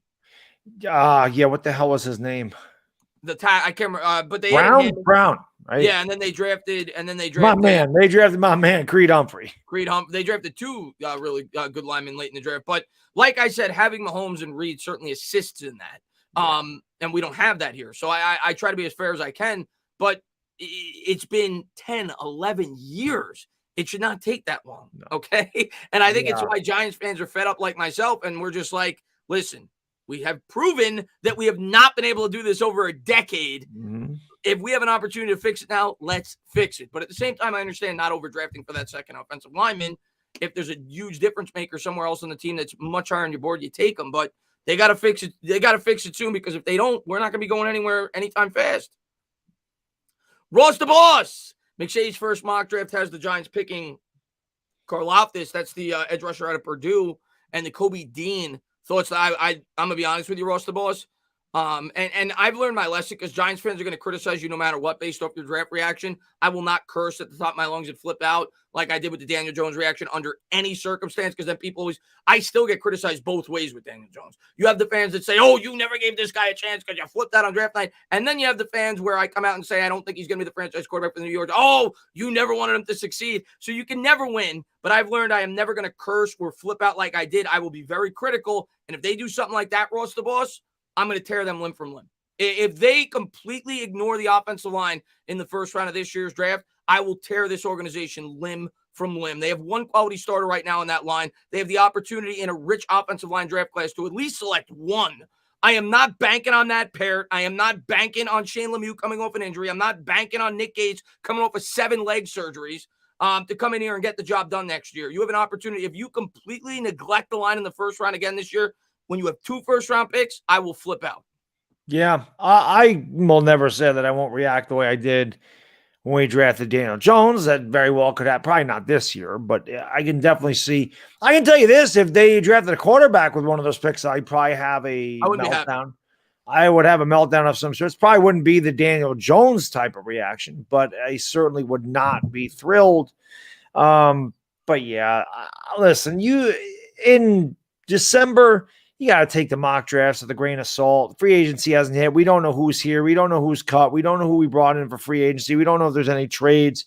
We don't even know where we're picking yet. So I take it with a grain of salt, but I have a hard time believing that whoever the GM is would look at this team and go, yeah, that's the other thing. We don't even know who our GM is, but I have a hard time believing a GM is going to come in here and go, yeah, you look at this offensive line, it's terrible. The quarterback, we have one of the worst offenses in the league. The defense is okay, doesn't have a pass rusher, but the offensive is horrible. It's one of the worst in the league. It has been for years, and they're going to say, I don't think it's the offensive line's fault. We have Andrew Thomas, and then we have no idea what the hell else. Will Hernandez probably ain't coming back. Nate Solder ain't coming back. Like I said, you banking on Matt Parrott, who couldn't beat out Nate Solder. You banking on Nick Gates with his leg half, pretty much torn off his body. You're going to bank on Shane Lemieux coming off a torn up knee. That's what you're going to go into the year with. I think I've seen enough of Billy Price. I think I've seen enough of Matt Skura. Right. Yeah. Cunningham. We Isaiah Wilson can't even get on the field. Yeah. Right. So I won't be happy if they do that either. I mean, listen, they take Tyler Linderbaum or Evan Neal and take Nakobe Dean. I'll be thrilled. The one mock draft I saw had them trading up and getting Thibodeau and getting Evan Neal. I said, if that happens, I'll jump for joy. They ever found out a way. Here's the thing with that, and I didn't see who they traded up. Who did they trade up with? It didn't. What pick was it? It was the number 2 pick. Okay. If it was the Jets, I could maybe see that happening, because the Jets have 2 first-round picks. But maybe they'd be willing not to take a first-round pick in this year's draft. I don't see a team that does not have another first-round pick willing to give up the second overall pick and not receive at least a first-round pick in this year's draft back. So when people told me about that, I said, there's no way that will ever happen. Unless we give up both of our first round picks, which then, of course, would not allow you to draft Evan Neal along with Right. David. I don't know who made that pick. It was some guy from CBS Sports. I saw it on Instagram. I'm like, yeah, because that's not going to happen. But I was like, yeah, I would love that. Of course. Yeah, You get the best edge rusher and the best lineman in this year's draft. Yeah. Mark Stewart, man, thank you very much. Says, Happy New Year's, fellas. I think Judge is gone after this season. I'm not trying to get fans' hopes up. I think it's possible. I'm leaning no. Somebody forgot who it was. One of the beat reporters came out today and he was on Good Morning Football for the Giants and basically said the same thing Ian Rappaport said. I can tell you this, Mark. It wouldn't be a happy New Year indeed if they did fire him. I'm sure Giants fans would be ecstatic. Yeah. But I'm not trying to get people's, I'm just reporting what I hear and giving my opinion based on what I hear. So that's why I made the video I did when the article came out from the Post, at least opening up the idea that it's a possibility. But I'm still leaning what I always thought. I think he will be back. And I just hope the GM they bring in here gets the job done. I hope Joe Judge gets the job done. I want him to be here for 15 years. I don't like constantly flipping head coaches if he is back. But he's going to be on a tight leash next year. There's no doubt about it if he is brought back here, and he's going to be under the microscope, and he's going to know that. And we'll see what happens year 3 if he is back. Tommy said, thank you very much. Need to upgrade a backup quarterback. Jones is always hurt. Yeah, I completely agree with that. And Baddog and myself have talked about that. If they do bring back Jones, which I think we both want, because we don't want them reaching on a quarterback, not because we're in love with Jones. But I think we've both agreed that they can't go into next year with Mike Glennon. Like, you need legitimate. It doesn't have to be Teddy Bridgewater, for example, but it's got to be at least a competent, above average backup quarterback. Like, it's got to be Jacoby Brissett. It's got to be at worst like a guy like Jacoby Brissett. Yep. You have to bring in a guy in here that if Jones does go down with an injury, or if Jones is really struggling halfway through the season, a guy that you could have faith could come in and compete. Tyrod Taylor. Yeah, Tyrod Mariota. Yeah, one of those guys. Someone like that. And we'll see if we have enough cap space to sign a guy like Sam Darnold. No. I think Darnold's going to stay with Carolina. I'm kidding about that. Yeah. I think he's going to stay with Carolina. That guy Jose, he says, do you think we can have a Dallas type year? So somebody asked this. Is this like a thing? Like, people, this is the second time we got to ask this. Do you think we can have a Dallas type year next year if we turn our offense around and defense stays consistent? Oh no, I already read that. Okay. You read that one. Oh, my chat got backed up. So yeah, we answered that. It was no on both. Or maybe he sent it twice by accident, or maybe StreamYard showed it twice by accident. Brandon says Joe Schoen, I think that's how it's pronounced, for GM, and Matt Campbell for head coach. A lot of people have been talking up Schoen. He's the guy from Buffalo, and I don't know a ton about him. I know a lot of people have been talking about him. Justin's been hyping him up from Talking Giants. I'll do more research on him. I did hear rumors that they may bring him in for an interview. Listen, when somebody brought him up to me about a week ago, Buffalo to me has been one of the most well-ran outside of this year. The offensive line is definitely not working too well this year, to my understanding. But I said it. I even did a video on them in back in 2019, how I thought Buffalo was doing a phenomenal job in terms of building through free agency, building through the draft. They really set Josh Allen up for success. So you bring in a guy like that from that organization. I do think the Bills have been one of the better, well-run organizations, over the last 6-7 years. So I'd be completely on board with that if they brought in a guy like that. Like I said, got to do a little bit more research on him. I know a lot of Giants fans have been talking him up. I don't know a whole lot about Campbell, if I'm being honest, but I have heard a lot about Schoen, and I do have a lot of respect for what Buffalo's done in recent years. I can tell you this. I'm watching Matt Corral right now getting shut down by Baylor. He got hurt in that game at the beginning, didn't he? They didn't even scored at all. Oh, they just got a big pass interference, but I know he threw a pick on his first drive. He's kind of been battling injuries this year. A lot of these guys that were supposed to have big years really regressed this year, it seems like. Bryce Young did the opposite. Bryce Young's been a beast. And what's his name? CJ Stroud had a great game. He threw for like 600 yards today. Yeah. He'll be up there next year in the draft. Yeah, that's what happens when you play against Utah. When you're playing against a Pac-12 team, let's not look too much into that. Yeah. Tudo says, we are Italian dire Giants fans who bleed blue. D1s, who the birds never want to F with.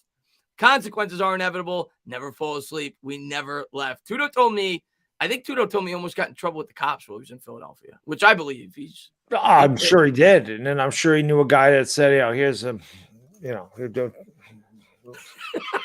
don't know the guy who knows a guy. Yeah, he knows a guy that counts like ass.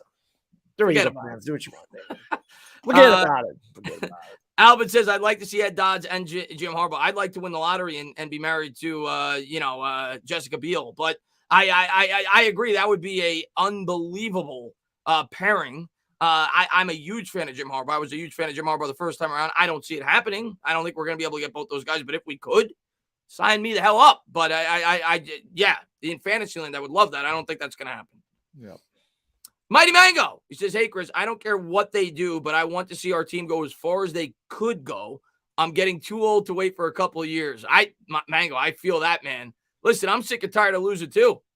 It's why this year I was excited. It's why Baddog was excited. A lot of Giants fans were excited going in because not that we thought we were winning a Super Bowl, but we thought this was a year we were going to be semi-relevant. And we're right back where we've been the last, 5 years. So, I'm with you, Mango, man. I don't want to have to wait another 3 or 4 years for this team to get good. But if it means we're doing it the right way, and when we get there, we're going to be good for a long time, I personally am willing to wait. But it's about whether or not they're building this team the right way. Yeah, none of us are getting any younger. I'm also getting older. I'm getting sick and tired of waiting myself. Been waiting a long time. I hate it. You don't think we want to come on here and talk like about I said, the fact that last year we were excited about a team that was 6-10 just tells you how bad things have gotten here. Yeah. And the only reason we were really 6-10, if we're being honest with ourselves, is because Dallas had their quarterback go down. That's why we beat Dallas once. Should have beat them the first time we played them, too. Should have. Carson Wentz was a trash can last year.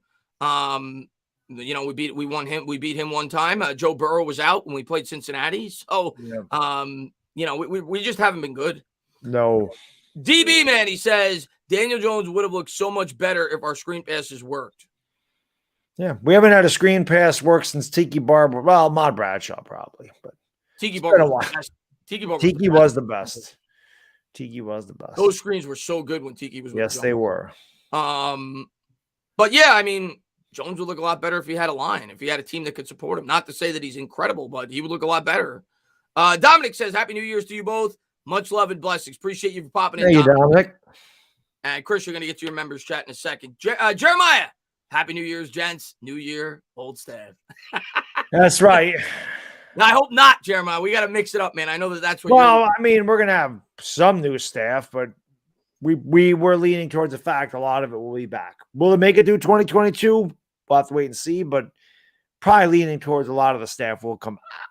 Well, it'll be interesting to see what they do with the coaching staff. Even if Judge comes back here, I can't imagine Kitchens is back next year.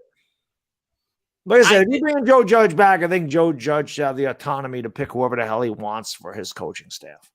Yeah, I think every coach should. Yeah. So if he wants to live and die with Freddie Kitchens, so be it. I'm gonna let him make that decision. And Christian, man, thank you for being a member for 14 months. Says, hey, if we're going to be needing a new head coach this offseason, Urban Meyer is looking for work. He would really kick this team into shape. Pretty good joke.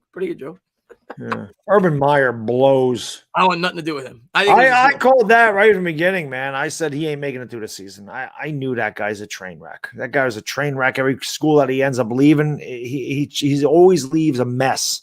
That guy is a mess. So I knew he wasn't going to get through. It's the best thing that could have happened to Trevor Lawrence is getting rid of that guy. Best thing that happened to that kid. They got rid of him real quick. And he should have been fired after the lap dance incident at the beginning of the year. Yeah. So, yeah. They already brought in a ton of coaches to interview for that job. Yeah. Who wouldn't want to coach Trevor Lawrence and get a number 2 overall pick this year, probably or even number 1 overall. Like they're gonna. I really have a feeling Evan Neal's going there, but I agree. I think it just makes too much sense. Yeah. You take the left tackle. It's not like there's an incredible wide receiver prospect in this year's draft. You get the blindside protection. I think that's in my first mock. I think that's where I'm going to be leaning.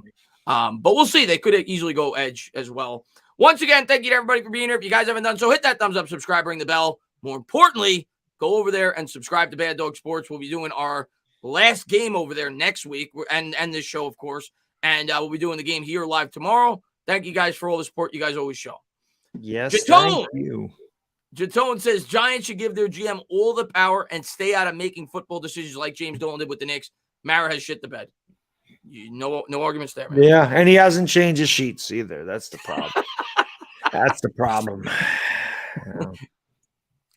I don't know if that's the real Asia. That's fake Asia, but I will say get in line. A lot of women have a crush on me. How do you know it's fake Asia?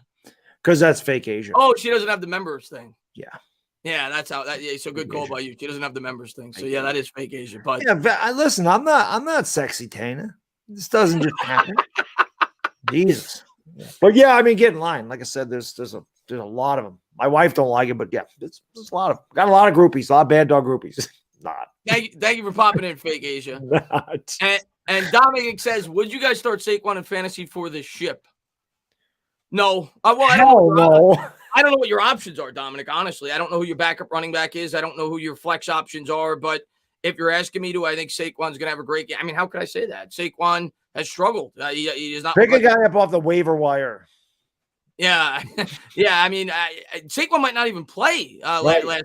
Last I heard, I haven't checked. Like you said, I haven't checked the injury report. He may not. Maybe Devonte Booker might not be a bad start if he's there. Serious, I'm not joking around. My buddy and I used Devonte Booker when Barkley got hurt, and we didn't draft Devonte Booker, but he was pretty good for us. He was pretty good because he catches a lot of passes, and yeah, he's not a guy that's going to break a 90-yard touchdown run, but he was pretty serviceable as a guy that we used as an extra back. I would not. But I don't know what your options are either. He might not play though. Right. He was limited in practice Thursday and Friday. Just look. So, NY Giants 26. Did you hear about? His wife had a miscarriage, which, yeah, that really sad, man. I didn't hear about it until after, like a few hours after the fact. But yeah, I did hear about it. Somebody added me on Twitter, not about that, but just about like stats that he was putting up. I'm like, oh, he sucks. And then he said, oh, are you aware that he lost his kid? I'm like, no, otherwise I wouldn't have said that. But yeah, horrible news about Billy Price. And that's why he's out. He was out of practice for personal reasons. Yeah, obviously anybody that has a miscarriage, it's a terrible thing to go through. I mean, you're trying to have a child, and when there's complications that happen, and it sucks. It sucks. Nobody wants to go through that. So, but I will say this, Chris, doesn't change the fact that he's not a good center. I'm sorry. Oh, he's bad. You feel horrible about that, but he's been horrible this year. Yeah. That guy Jose says, think we will sign any notable free agents this offseason? No, we don't have much money. I mean, we may sign one because you like you saw this offseason, you can move money around, you could extend guys, you could cut guys, but we don't have a whole lot. And a lot of our money is going to go towards the draft because we have 2 early first-round picks. Yes, that costs something as well. It does. You can't really maneuver that money around. So, don't expect us to have a super active free agency period. It may be like 2019. Where you have I think we signed like Marcus Golden to a team friendly like we might make a couple of small signings, but don't expect to go out there and sign the best player at any position in terms of the market. So we're not going to be super active. Yeah. Carlos is vids. He says, Happy New Year's, fellas. I know you all haven't deep dived into prospects yet, but check out Charles Cross. I have looked at Charles Cross. Not a ton, but I have looked at a couple of not hot film breakdowns yet. I've watched highlight videos of him. But I will look a lot more into all the prospects as it gets closer. He reminds me of Andrew Thomas, and he'd be a hell of a right tackle if we can't get Neal. Yeah, I mean, Carlos, from what I've heard from a lot of people, is a lot of people feel actually Cross is more advanced than Neal. Neal is the guy with the higher ceiling because he's just gigantic and enormous and super athletic. But a lot of people are super high on Cross. Some people have him above Neal in their rankings. So, it'll be interesting. The combine's obviously going to have a lot to do with it in terms of where these guys move or where they're perceived to be moving. Obviously, we saw in 2020, the combine didn't mean a whole lot because people thought that it hurt Andrew Thomas's draft stock. It clearly didn't. But we'll see, man. But yeah, I think he's one of the 2 or 3 most likely tackles that the Giants will draft in the first round. Tuto says nothing in the world feels better than a crush on the Birds and their own territory and looking at them while they're down begging for mercy. Unfortunately, we don't get that feeling a lot, Baddog. No, we need Tuto in the Giants locker room. I say it all the damn time. We need to put Tuto in the octagon with Joe Judge. and then Tuto can knock some sense into him. Blue Collar says, as always, you guys are the best. My question to you both, is there a player, a need, or a draft pick you both have a different opinion on? I mean, I think this year in terms of the draft, that Baddog and myself actually disagree with the draft. Usually he wanted Isaiah Simmons. I wanted the tackle in 2020. This past year, I wanted Kyle Pitts was the kind of the guy, and Micah Parsons, because I wanted Slater. Right. So this year, though, it seems like Baddog's in sync with me. I am. I think we're both all aboard. Take it 2 linemen.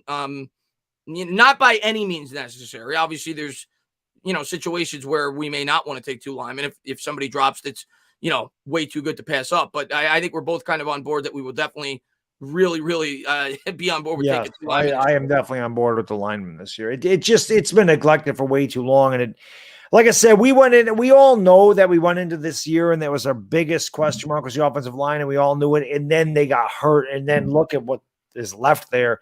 And I'll be honest, again, it's not a good offensive line, but I think it's actually held up better than a lot of people. That it's a lot better than it should be. I think that it has given quarterbacks time to throw. They haven't really ran blocked very well this year. I thought last year they did a really good job of run blocking for Wayne Gallman. And I thought the Giants were able to run the ball pretty effectively a lot of the year last year, which gave me confidence with Barkley coming back that, wow, maybe we'd be able to run the ball this year. And it hasn't worked. So I do think that they really need, if it's not the first 2 picks, definitely for 2 out of the first 3 picks, I got to go offensive lineman. We take 2 offensive linemen to Kobe Dean. I'm fine with that. We take 2 offensive linemen and Stingley. I'm fine with that.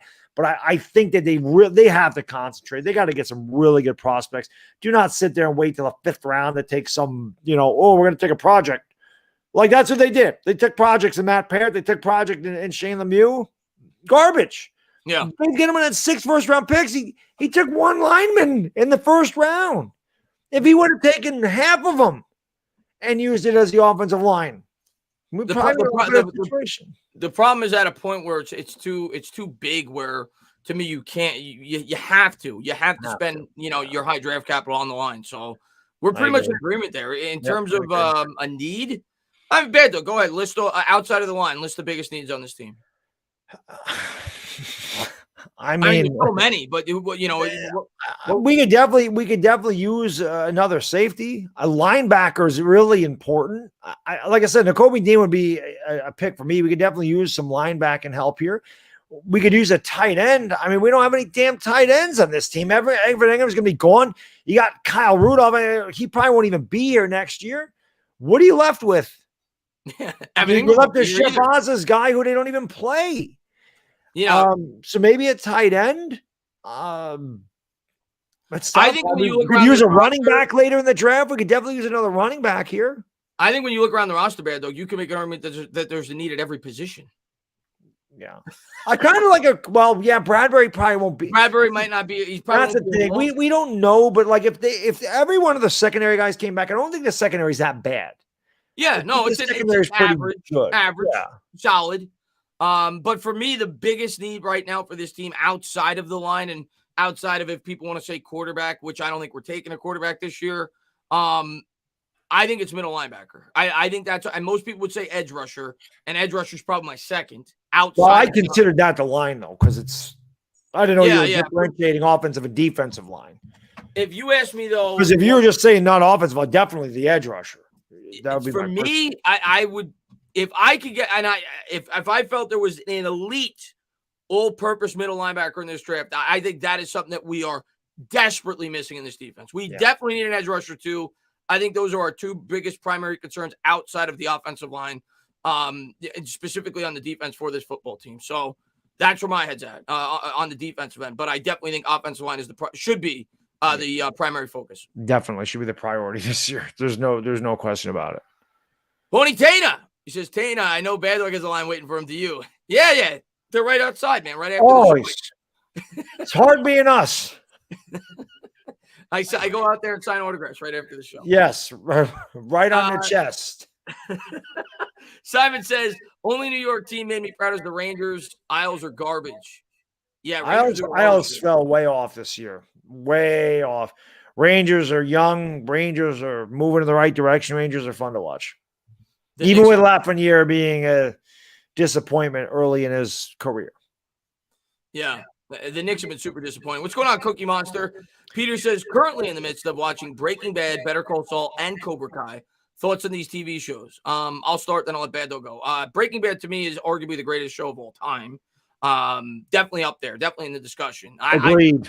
It's probably my favorite show of all time. It's probably my second outside of Seinfeld. Seinfeld's great. Yeah, but it's up there for sure. It's specifically in that genre. Like, if you take away sitcoms, I think it's probably the greatest show of all time. Yes. Better Call Saul, I haven't gotten a chance. I saw like the first 4 episodes. I remember when it first came out, and it wasn't that I didn't enjoy it, but it started up a little bit slow, and I kind of got sidetracked by watching another show. That's a show I have to catch up on and watch. I love Saul's character in Breaking Bad, though, so I'm sure I'll probably enjoy that show. He was actually one of my 2 or 3 favorite characters, so I'm sure I'll enjoy that show, but I haven't gotten a chance to watch yet. Cobra Kai, the 4th season, just came out, and I'm actually 6 episodes in. It came out 2 days ago. They're quick. They're like a half hour. Cobra Kai, I would never put Cobra Kai near the same level as a Breaking Bad, but for what it is, Cobra Kai is super enjoyable. I like Cobra Kai a lot. Sometimes it's a little bit over the top with some of the fight scenes, like in the house in season 3. But overall, Cobra Kai is fantastic. It brings you back to your days of the Karate Kid. Yeah, Breaking Bad. I remember Philly 500 tried to get me to watch it for a month or 2, and I finally sat down. I remember the first scene where pants falling out of the sky. I said, "What the hell am I watching?" And I watched the first couple episodes, and then Philly's like, "Just keep watching it." And then I got hooked. And I remember I was on vacation. I watched 2 seasons of it, and I'm like, when it ended, I'm like, "Why did it end so fast? Why isn't there more?" And then I watched El Camino, and I wasn't really a big fan. I mean, it was bad, but it wasn't. It's not Breaking Bad. Better Call Saul, I haven't watched. Like you, I watched a couple episodes, and yeah, Cobra Kai for me. Again, I'm not putting it up with Breaking Bad or Seinfeld or any of that, but for me, especially since I grew up in the '80s, and I remember when the Karate Kid came out in 1984, and I actually looked like Ralph Macchio when I was younger, which is pretty funny. My kids all picture me. He said, "Who's that?" I said, "That's me." He goes, "No, Dad, you don't have any hair." I used to. But my wife and I just finished binge watching Cobra Kai. So we finished You saw the whole 4th Yeah, season? we finished season 4. So I actually bought YouTube Premium for Cobra Kai. And yeah, like you said, it's kind of over the top. And for me, it's not even like the younger actors. For me, it's the nostalgia. It's bringing back the characters from the original Karate Kid 2, Karate Kid 3. Still waiting to see Mike Barnes pop up. He's got to pop up here soon. It's like the one character they haven't brought in here at some point. Maybe there's a couple other ones, but I'm waiting for Bad Boy Barnes to make an appearance. But yeah, Cobra Kai is fun. For, like you said, Chris, for what it is, it's enjoyable. Yeah, I think it's really enjoyable. And I will say so far, and I haven't seen the whole season yet. I got 4 episodes to go. It might be my favorite Cobra Kai season. I think it's actually been a really good season so far. I think it was the best. And I will say this, Johnny's one of the greatest characters ever. He's awesome. He cracks me because there's a lot of me in that guy. I love when although I'm technical, I know some technology. So when he doesn't understand the stuff that's going on, like he's like, how do you, what is a Twitter, or how do you use this, or how do you post or get his Facebook? He just does no clue. The funniest thing when he was looking up, how do you tell he was basically looking up how to tell the kid how to tell him that he's banging his mom. Yes. Yes. Because he typed in, how do you tell him that you're banging his mom? I was dying to laugh there. Yeah. His character is amazing. Yeah, he's great. He is. Let me read Irish Rover. We got sidetracked. We could talk shows for days. Irish Rover says, been a member for 3 months, says, Happy New Year's, guys. I am thankful for both your content and all the Giants fan comments. Let's hope for a better Giants team in 2022. That's all you can hope for. And thank you very much, buddy. Stanley says, hey, Chris, I think the Giants will beat the Bears tomorrow because the Bears' run defense is ranked 26th. I'm going to say no. I'm not going to say it's impossible. The Bears aren't very good. But I'm going to say no. I think with all the injuries that we have, the fact it's on the road, I think we're a 6.5-point dog.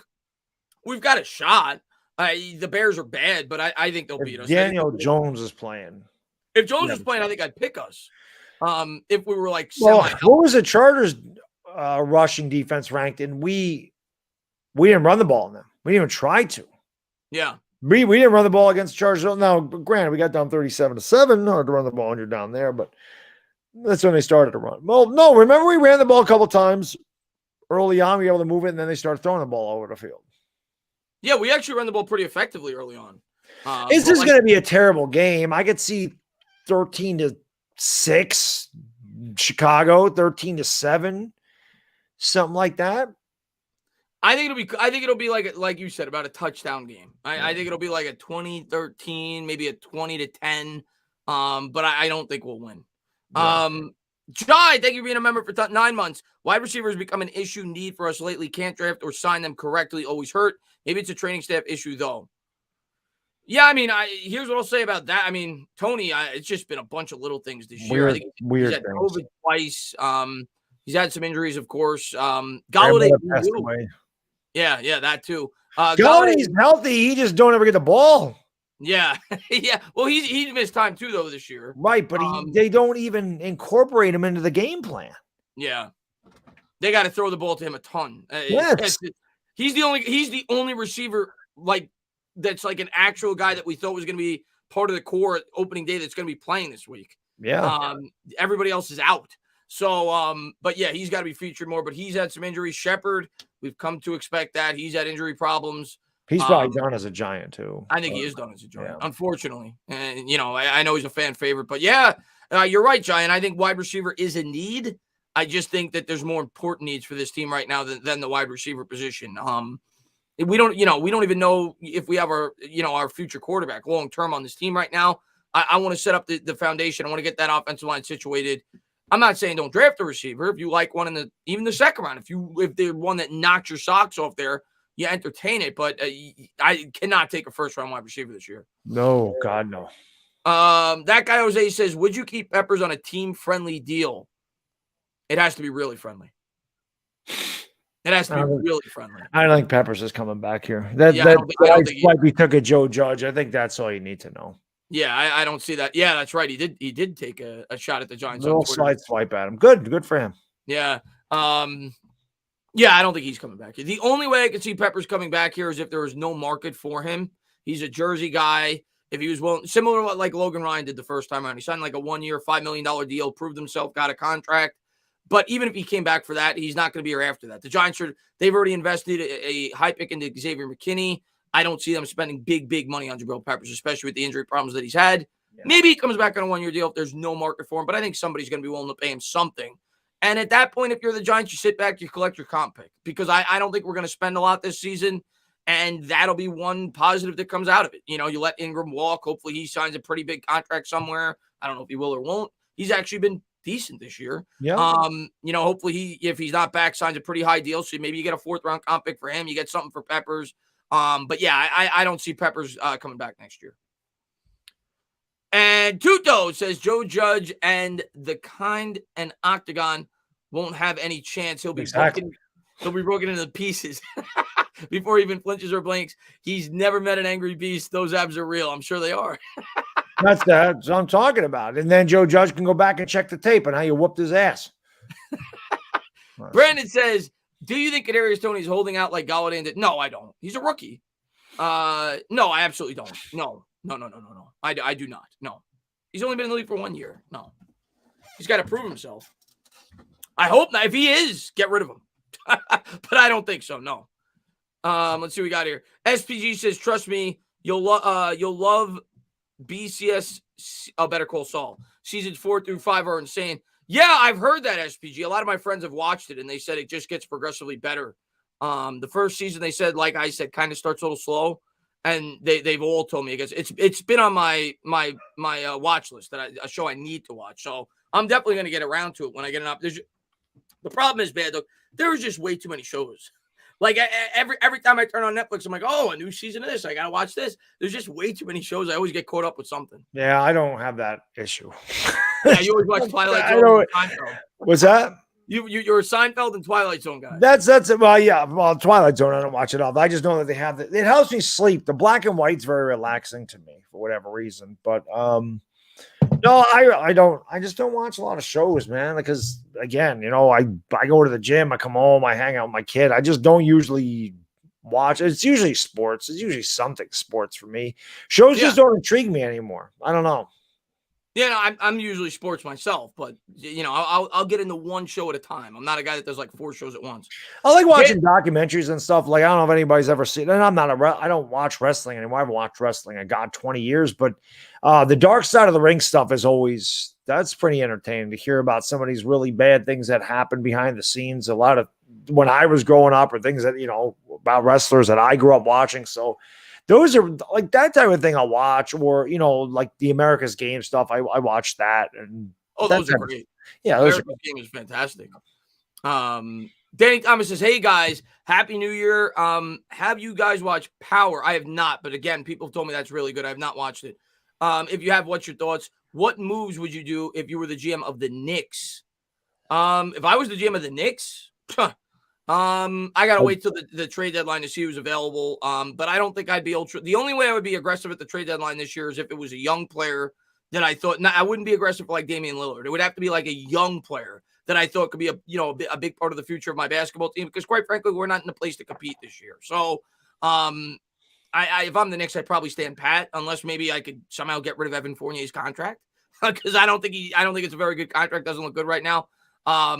So this year, I don't think I would make any big trades. To be completely honest with you, I wouldn't be aggressive at the deadline because I don't think we're doing much. I think you got to start to think towards the draft next year and continue to build the team and try to attract a free agent here long term. But I don't think there's going to be a big trade for the Knicks, if I had to guess. Knicks had a bad offseason. Fournier was not a good signing. Walker was not. They should have went after Lonzo Ball. I don't mind the Walker because it's only 1 year. But they should have made a run at Lonzo Ball. I agree. I just felt like that was the player that they really could have used. I don't even know who the hell is available as far as trades go. But the Knicks they're not. The Knicks have to wait for one of these massive. The Knicks need that number one. Like, Randall is a perfect Robin to somebody's Batman. I don't even think he's a Robin. I think he's a 3. Unlike a great team. I think that he could be a really good 2. He carried the team a lot of. He's good. I'm not trying to discount him, but but he's not a guy that can really, he's not carrying you down the stretch. He seems like he's full.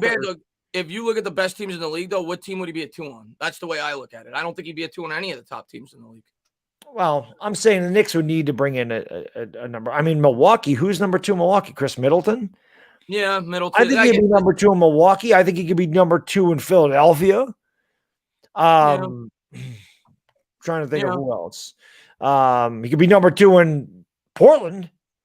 I think he's better than McCollum. I think with Lillard, and I don't know. I just feel like if Randall was that other guy and didn't have to carry, he'd be better. Yeah, I think the Knicks need that. The Knicks need a guy that carries.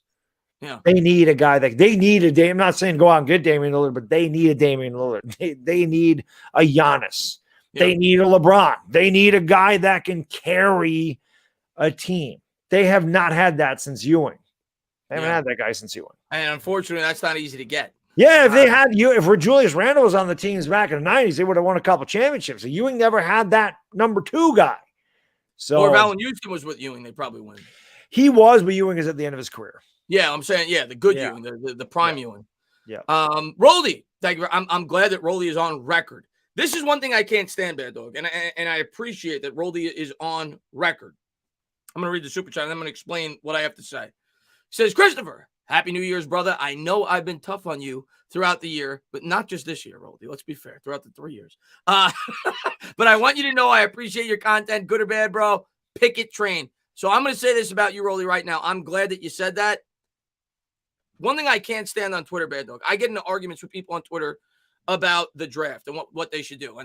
And you get a lot, like Roldy, you get people that say quarterback. And then I say, all right, do me a favor. Tell me the quarterback you want.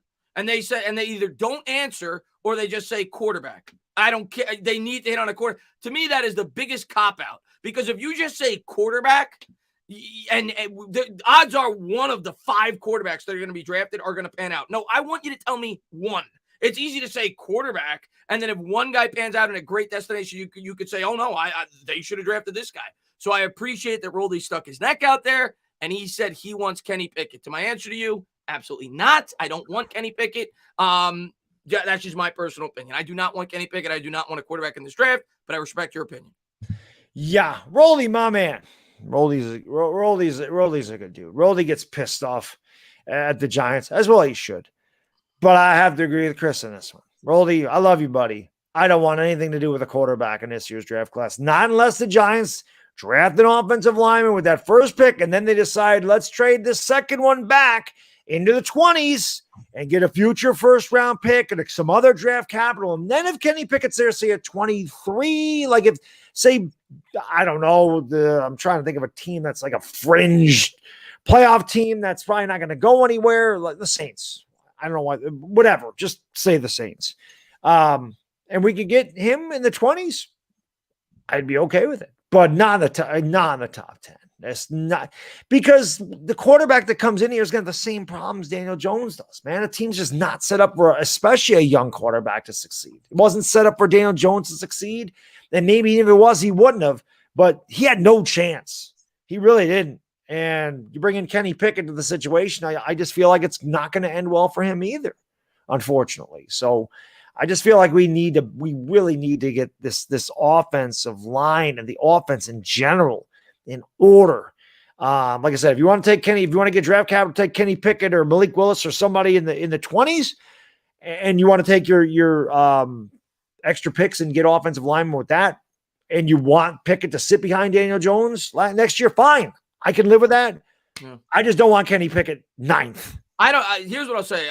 I don't even want that, but obviously that'd be more acceptable. Right. I don't want the financial commitment to any quarterback in this draft. That's my opinion going in, especially with the team that we have in place. I say it all the time. There's a comparison I make, Bad Dog. If you name your dream girl, right now. Like, who's the hottest woman on the planet? Oh God, I don't even know. It used to be Alyssa Milano for me, but okay. So let's say Alyssa Milano. All right, in the chat, whoever you're thinking of as your dream girl, think of that. That's the way I think of my franchise quarterback. And I am not going to go after that dream girl if I weigh 230 pounds, I got man boobs, and I haven't worked out in 2 years. I'm going to go after that dream girl when I'm in a better condition. When I worked out for a year, I'm in better shape. I've got pecs. I could bench 300 pounds. That's the way I look at it. And to me, there is not a dream girl in this draft. That's my personal opinion on the matter. I want to beef up the rest of this offensive line. I want to get the offensive line situated, and I want to be in good shape. I want to be able to go after that dream girl and say, all right, come here, baby. I just worked out. Now I'm benching 300 pounds. I'm 180 pounds. I got 5% body fat. Let's go to work. That's the way I look at it. I don't want to go in there looking like a slob because right now that's what the New York Giants are. They're 300 pounds. They're eating crumb cake every day for breakfast. That's what the New York Giants are right now. And I don't expect if we take a quarterback for that quarterback to be successful unless they are superhuman. I want to fix the rest of this football team. So to quote Chris, what's the word to use subtext here? Chris says the New York Giants are a bunch of fat, 300-pound, crumb cake eating fat slobs. That's what they are. That's what the New York Giants are right now. And the Dallas Cowboys look like Arnold Schwarzenegger in their prime with the support. Let me tell you something. Let me tell you something. Women don't really consider looks like we do either. Yeah. They don't. They like money. They do like that. And they actually care about a guy's personality. They're not as shallow as we are. We don't have a good personality either, our team. That's their problem. We don't have anything. You're right. We don't have anything. We have no personality. Our personality is Daniel Jones. Our personality is Freddie Kitchens. Our personality. Freddie Kitchens and Joe Judge in the face. There you go. You're right, Chris.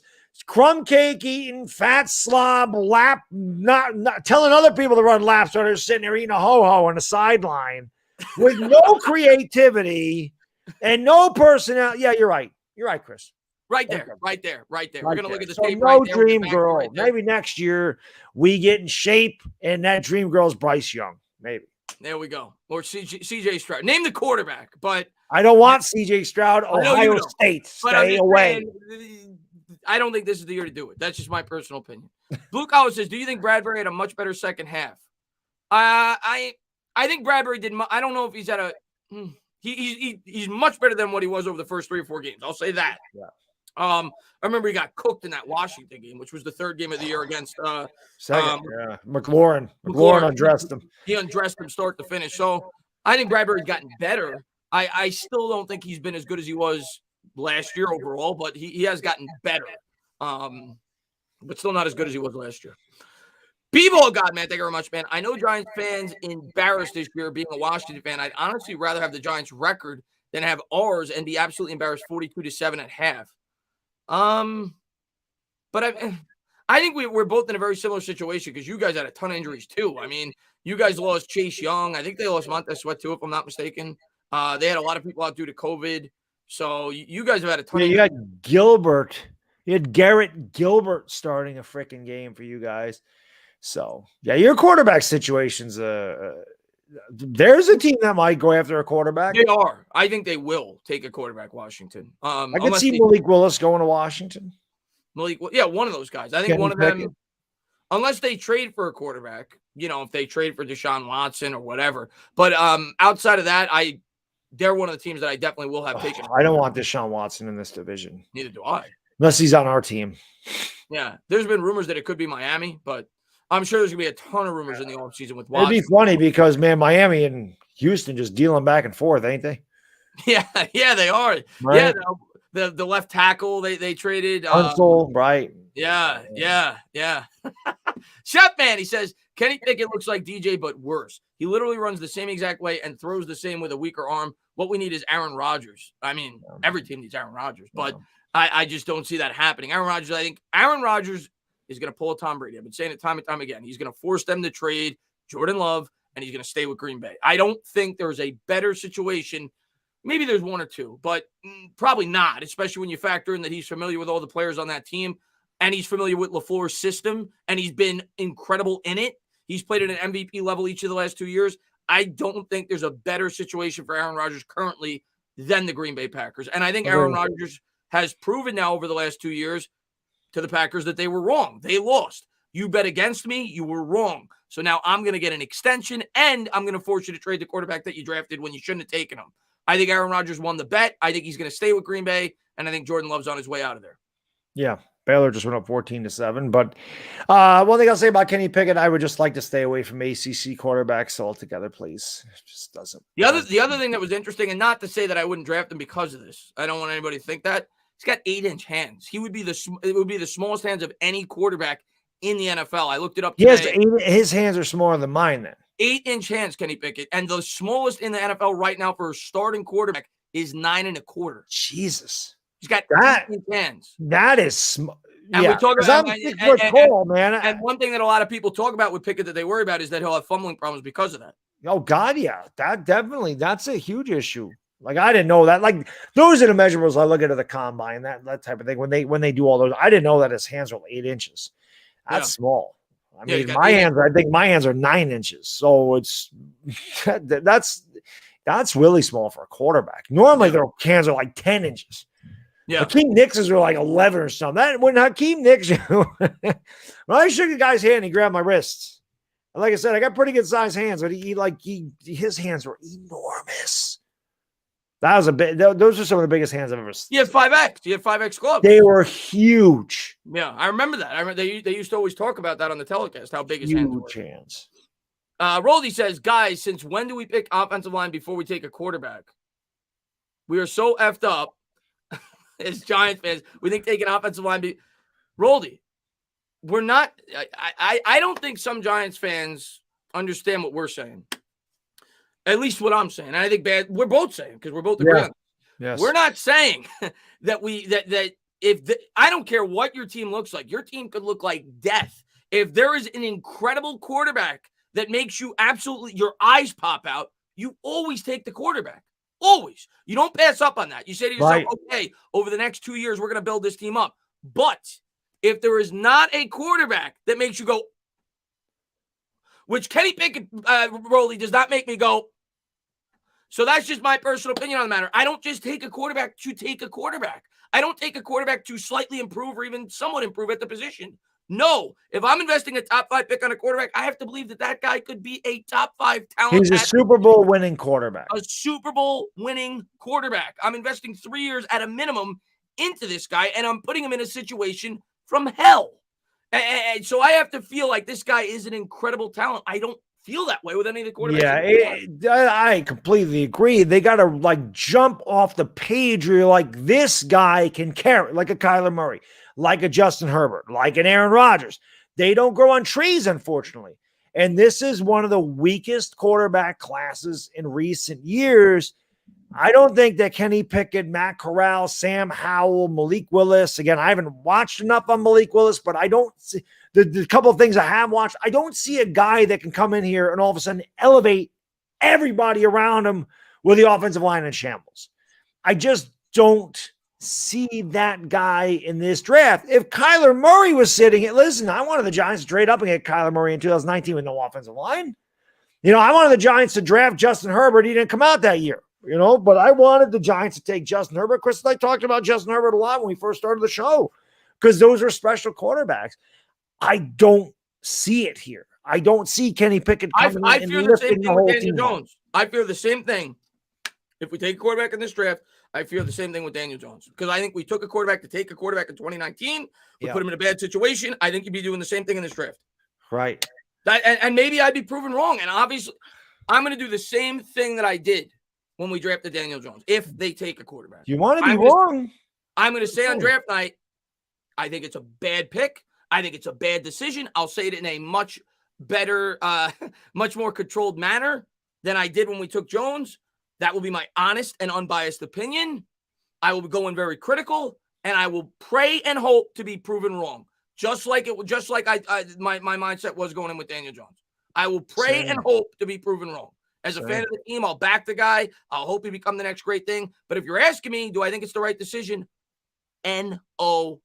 It's just hard. It's just hard to justify taking a quarterback that early when I don't think any of them are mocked to the top 10. Like, I mean, again, you take mock drafts with a grain of salt, especially at this time of the season, but I don't think I've seen any mock draft where there is a quarterback going in the top 10.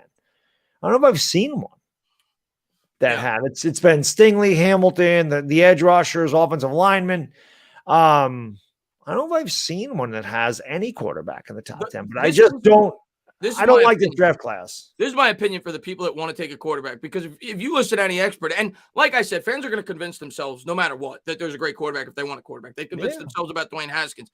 I think fans that are dying to take a quarterback this year, they want hope going into 2022. I agree. Because they say to themselves, Daniel Jones is not going to be the guy that gets me there. At least draft a quarterback so I have some hope that this guy could be that great quarterback. I don't want to draft the guy based off of hope. I want to draft the guy because I truly believe this guy could be the guy that makes me win a championship. He's a game changer. You need a game changer there. Yeah. The most important position on any football team is a quarterback, and you see what happens when we reach for one at number 6. Like Chris said, just replacing Daniel Jones with a guy that may be slightly better with how the people that want to draft a quarterback obviously are so down on Daniel Jones. So you're saying, I just want a guy that's better. That's not good enough. Not for me. Yeah. That's not good enough for a guy to come in and be better than Daniel Jones. This guy, when you're drafting that high, needs to be elite. He needs to be one of the top 10 quarterbacks in the league, not for a year, not for 2 years, but for most of his career. And he needs to be a guy that elevates players around him and wins games when they're there to be won. You can't just take a guy because I don't like Daniel Jones. Again, that's kind of like replacing a girlfriend with another girl that's kind of the same as your girlfriend. She just looks a little different, but she got the same personality. She got the same things that piss you off. She's the same, it's a lot of the same things why you're miserable, but you're just like, I just want to change, but not to change for the better, maybe just to change. I don't like the quarterbacks in this draft. I really want to focus on the line, both sides. I just feel like you build a football team from the inside out. I keep using the house as a metaphor. You can't build if your foundation sucks in your house, the first floor may look fantastic, man. But if that foundation's weak, that house is going to crumble. And then you got to start all over again, and you got to rebuild the foundation the correct way before you can build above ground. You build every football team from the inside out. We've been doing that the wrong way. We've taken a running back, taken wide receivers, took a quarterback, and we took Andrew Thomas 1 year. We took Dexter Lawrence 1 year. And the other thing I'll say, Baddog, about the quarterback position, I think everybody in the chat could agree, regardless of how highly regarded the quarterback prospect is, there's no such thing as a slam dunk. Okay. No, definitely not. There is no exact science to the quarterback. Obviously, surrounding team has a lot to do with it. I think if Mac Jones was with the Giants, he's not Mac Jones with the Patriots. No. I think surrounding talent definitely has a lot to do with it. Dak Prescott would suck. Dak Prescott, yeah. So there's no exact science. So the way I look at it, taking a quarterback, and obviously there's certain quarterbacks that you feel stronger about than others in certain draft classes based off their talent. Trevor Lawrence was a guy that everybody was super high on, and you go into next year, I'm sure there's going to be some quarterbacks that people are super high on, but there's no exact science. There's no way you're going to know regardless of what you do. So my take on it is, if I'm throwing a dart at a board, I want to make sure that I have a team that could get it. I'm not saying it's got to be perfect, but I want to make sure I have a team that is much better equipped than this team currently is. If I'm throwing a dart at a board and basically committing 3 years, because that's what you're doing. If you take a quarterback in the top 5, I think a lot of fans just think, well, we could take Pickett, and if he doesn't work, we can just take a quarterback in the next year. That's not the way it works. If you take a quarterback in the top 4 or 5, you're not drafting a quarterback the next year. Correct. So if I'm going to commit 3 years to this guy, I'd rather my team be a little bit better equipped than this team currently is, especially if there's not this super highly regarded quarterback coming out in the draft. Agreed. Because you can get out from underneath Daniel Jones. I mean, this is the thing too. You take a rookie quarterback. Why do we need to take a rookie quarterback now? Do people think don't know? But do people that want a rookie quarterback, do they think Kenny Pickett makes us an 11-win team next year? No. Because if you're going to say, well, in the future he could be good, but we could have a quarterback in the future in 2023. You can't. I don't care what Roldy. I don't care what anybody says in the chat. You cannot convince me that there will not be a quarterback as talented as Kenny Pickett in next year's draft. I agree with you. You can't convince me. And next year, I know if we take 2 offensive linemen, the quarterback is going to be put in a better situation than Kenny Pickett would. I agree. So that's why I don't want to take a quarterback. I agree with you. You know what I'm saying? Art, man, thank you very much, man. Could you imagine how bad Kenny will be made fun of when he struggles and throws interceptions with a last name like Pickett? Not a good choice, but pretty good, Art. That's not bad. And Rolly says, you guys going to be the same ones that going to say how good Pickett is next year. No, I'm going to say that I would not have taken a quarterback. That's what I'm going to say. And if he works out, let me see the factors why he worked out. If he's with the Saints, that's not the same as if he was drafted by the Giants, for example. Correct. You got Sean Payton in that offensive line is a lot different than the Giants' situation. So he goes to the Steelers. He could be in a better situation with the Steelers. The problem is the Giants have nothing on offense. Nothing. Yeah. We got Saquon Barkley. Probably not going to be here. Well, he's going to be here next year, but you don't know what he is. We have no Sterling Shepard next year. We don't know what the hell Kadarius Toney is. Kenny Golladay ain't incorporated in the offense. We got no tight ends. We got no offensive line. We don't know who the hell our offensive coordinator is going to be. Don't know who our GM is going to be. There's so many questions going into 2022. It'd be really tough to put a rookie quarterback in the situation that Daniel Jones has been. I just don't see. I mean, maybe Pickett again. I don't see a quarterback in this draft that is head and shoulders better than Daniel Jones. I don't see a quarterback in this draft class that takes this 4-win Giants team to an 11-win Giants team. I don't see it. I'm not a guy. Listen, I'm just a fan. I just watch games. I watch college football. I don't really do film breakdown because I don't know what the hell I'm looking at. So I don't do that. I just watch. I let the eye test tell me, okay, I'm not really sold on this guy. A lot of times I'm right. I liked Herbert. I like Kyler Murray. I was wrong about Baker Mayfield. It happens. I could be wrong about Pickett too. If I'm wrong about Pickett, I'm wrong about Pickett. That's okay. It's not a big deal. I don't care what Kenny Pickett does in another team. I care about the Giants. That's it. And all we have is opinions. That's all we could share. And I just explain my opinion. And my opinion is, when you have a team like the New York Giants, if I feel there's going to be a quarterback as talented as Kenny Pickett in next year's draft, I'm not taking him this year. When the team is as bad as it currently is, I'll take that quarterback next year. I agree. That's my mindset at the quarterback position. I don't think we're a good team right now. I want to be able to set that quarterback up, whoever it may be that we drafted 2023, if we go that route, in a much better situation than he would currently come into. Because there's there's a Kenny Pickett every year. That's the way I look at it. Yeah. And that's my honest opinion. I think there's a Matt Corral every year. Sam Howell every year. So I want to set this situation up better for the guy that's going to hopefully be the long-term answer for this. Correct. And Dutch, man, thank you very much. Malik Willis is actually special. I've watched plenty of Malik Willis. Watch his film and you're going to see some terrible talent around him. That's fair. And people said the same thing about Daniel Jones with Duke. But yes, I agree. Liberty. That's another thing that I find, and I'm not saying that you say this at all, Dutch, but that's another thing that I find funny is a lot of people criticize the Giants for drafting a quarterback out of Duke, and they say, "How do you take a quarterback out of Duke?" But they want to back a guy that went to Liberty. Listen, like, I don't said care this what go to.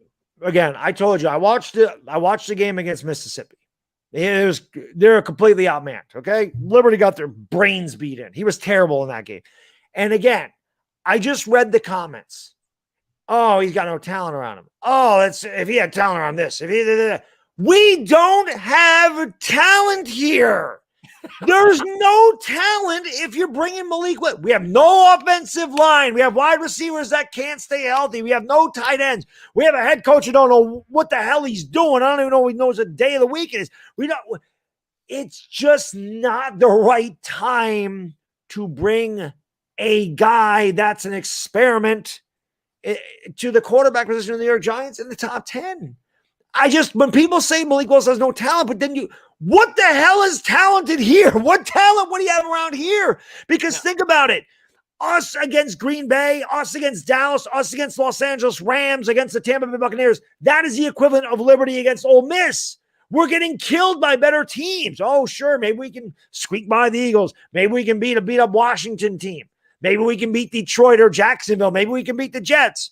But Malik Willis ain't coming in here and beating Aaron Rodgers because, again, the difference in talent is ridiculous. And that step up from college, especially in the FCS to the NFL, is a big step.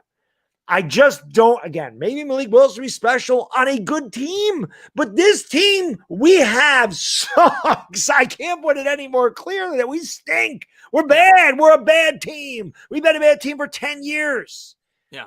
I would feel bad for a quarterback coming in. Malik Willis get freaking killed on this team. Kenny Pickett will get killed on this team. Sam Howell they get killed. They get killed like Daniel Jones does. Yeah. And then Kenny Pickett would get hurt, and Malik Willis get hurt, and they'd be like, "Oh, we got no offensive line," and we're right back to where we started. And then the other thing I'm going to say is, I said it earlier. If we take 2 linemen this year, I'm not going to expect the line to be great this year. I think it's going to take. So if you pass on the line this year and you take a quarterback, then the next year, if you say, "Okay, we got to take a line now this year," it's going to take another year for that guy to develop. Now you're into year 3 of that rookie quarterback. What are we doing? It's a vicious cycle. It's not if like we're bad next year, Chris, with a rookie quarterback, guess what? There's a new head coach coming. That head coach and a new would be the one to draft the quarterback. And a new scheme, and you're doing the same thing you did to Daniel Jones. It's a vicious cycle. That's my point. Yeah, we fired Shermer, so and we all agree that it was not the best way to bring up Daniel Jones. He went through 2 head coaches his first 2 years, 2 schemes his first 2 years. If you keep judging draft the quarterback, there's no more punching bag on this team anymore, Bad Dog. We get rid of Dave Gettleman. The next guy that's going to go is Joe Judge. And if you bring in a rookie quarterback and this team wins 4 or 5 games, now he loses his coach. Now he loses his offensive coordinator. Now you got no ties with the head coach. Now he's got to learn a new scheme. It's not the right time. And we still haven't addressed the offensive line. It's not the right time. No, I agree. In my opinion, again, you guys in the chat have your own opinion. Yeah, that's all it is. That's all any show is. It doesn't matter how many years of expertise guys have in it. It's all opinion. Every show on cable television is opinion. Yeah. Roldy says, I'm going to hunt you guys down when Pickett is killing it in the league. Okay. And then I will debate with you if he is killing in the league based off the situation he's in. It'll be a fun discussion, and I'm looking forward to it. And if he sucks, Roldy, I'm not one to say I told you so. So no, if he sucks, I'll just be like, I'm glad we didn't draft him. That's it. And Tudo says, my dad is Coach Coughlin plus Belichick plus Parcells. Well, then your dad is the greatest human who ever lived. First we'll throw out more on Mara, then straighten out all the players that keep on. We got to get your dad in here, Tudo. Damn right. We need some more Italians on this team. We talked about that before. We don't have enough Italians on the Giants. Roldy's killing me. Does Roldy hear the words coming out of my mouth? I don't know. That's not what I'm telling you.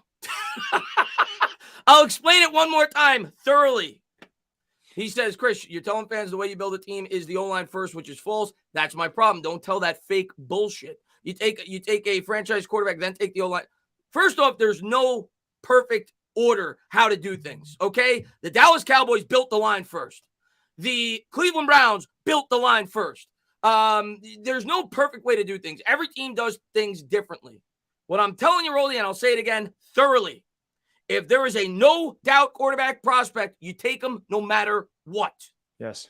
If there's a quarterback in a draft where you tell yourself there's not going to be another guy like this in the next draft or the draft after that, I don't care what your team looks like, you take him no matter what. Of course, it's why the first overall picks. What I'm saying, Roldy. So I'm not saying that. What I am saying, if there is a quarterback in a draft that I think I could get in any draft, a run-of-the-mill first-round quarterback, I'm fixing the rest of the football team. Right. There's no game changer. I don't know what else I got to say, man. It's different. Yeah, because listen, most quarterbacks go number one overall a lot. And you know a team picking number one overall has got a lot of problems.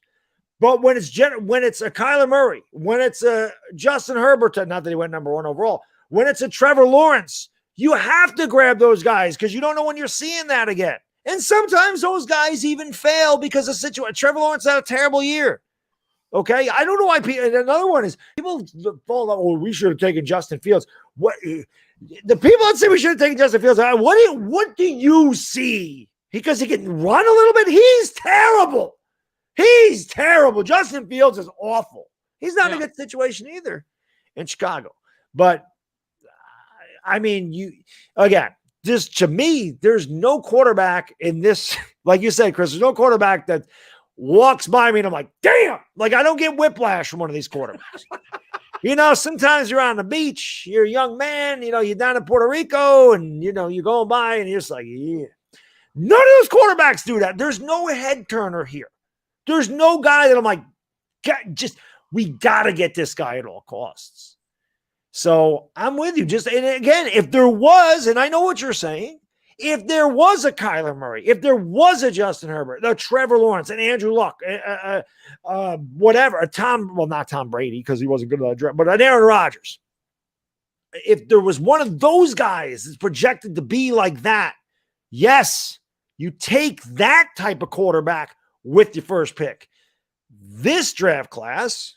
Matter of fact, I'll take it a step further, Baddog. If there was one of those guys in this draft that I felt that strongly about and that most people felt that strongly about, I wouldn't even wait to pick 5. I would take both picks and trade up to get them. Correct. I would take both of our picks. I'd be like, screw the offensive line. I got a chance to get a guy that could be a top 5 quarterback in the league. I'm taking both my picks. I'm trading up to get him. Yeah. If you don't feel that strongly about Kenny Pickett, you probably shouldn't take him in this year's draft. Yeah. I agree. I just don't. None of these quarterbacks do it for me this year. You don't just take a quarterback to take a quarterback. I don't like quarterbacks. I don't think any of them, and I could be proven wrong. I'm wrong a lot. Oh, well, this shit happens. Yeah. I don't look at a quarterback coming out of this draft class and go, God, that guy's so much better than Daniel Jones. Yeah. I don't see it.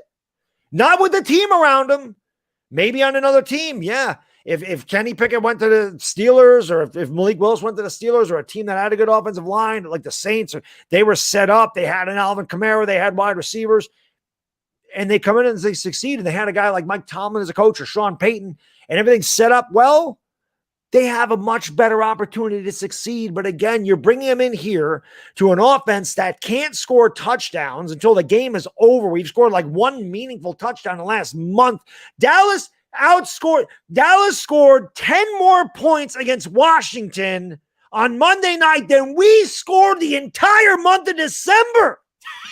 A quarterback in this class ain't coming in and fixing that. There's too much wrong with this team. You got a bad head coach. People want to get rid of that coach. You got a bad head coach. You got a bad offensive system here. You got let's just keep setting these quarterbacks up to fail. It just because I'm gonna tell you sense. what. If Judge is back and we draft the guy that Roldy wants, he's gonna be the first guy calling for Judge's head next year if we win 4 or 5 games. So let's fire that coach. Let's fire that offensive coordinator. Let's bring in a second scheme in 2 years. Let's just keep setting these guys up to fail. Keep setting these guys up to fail. Cycle.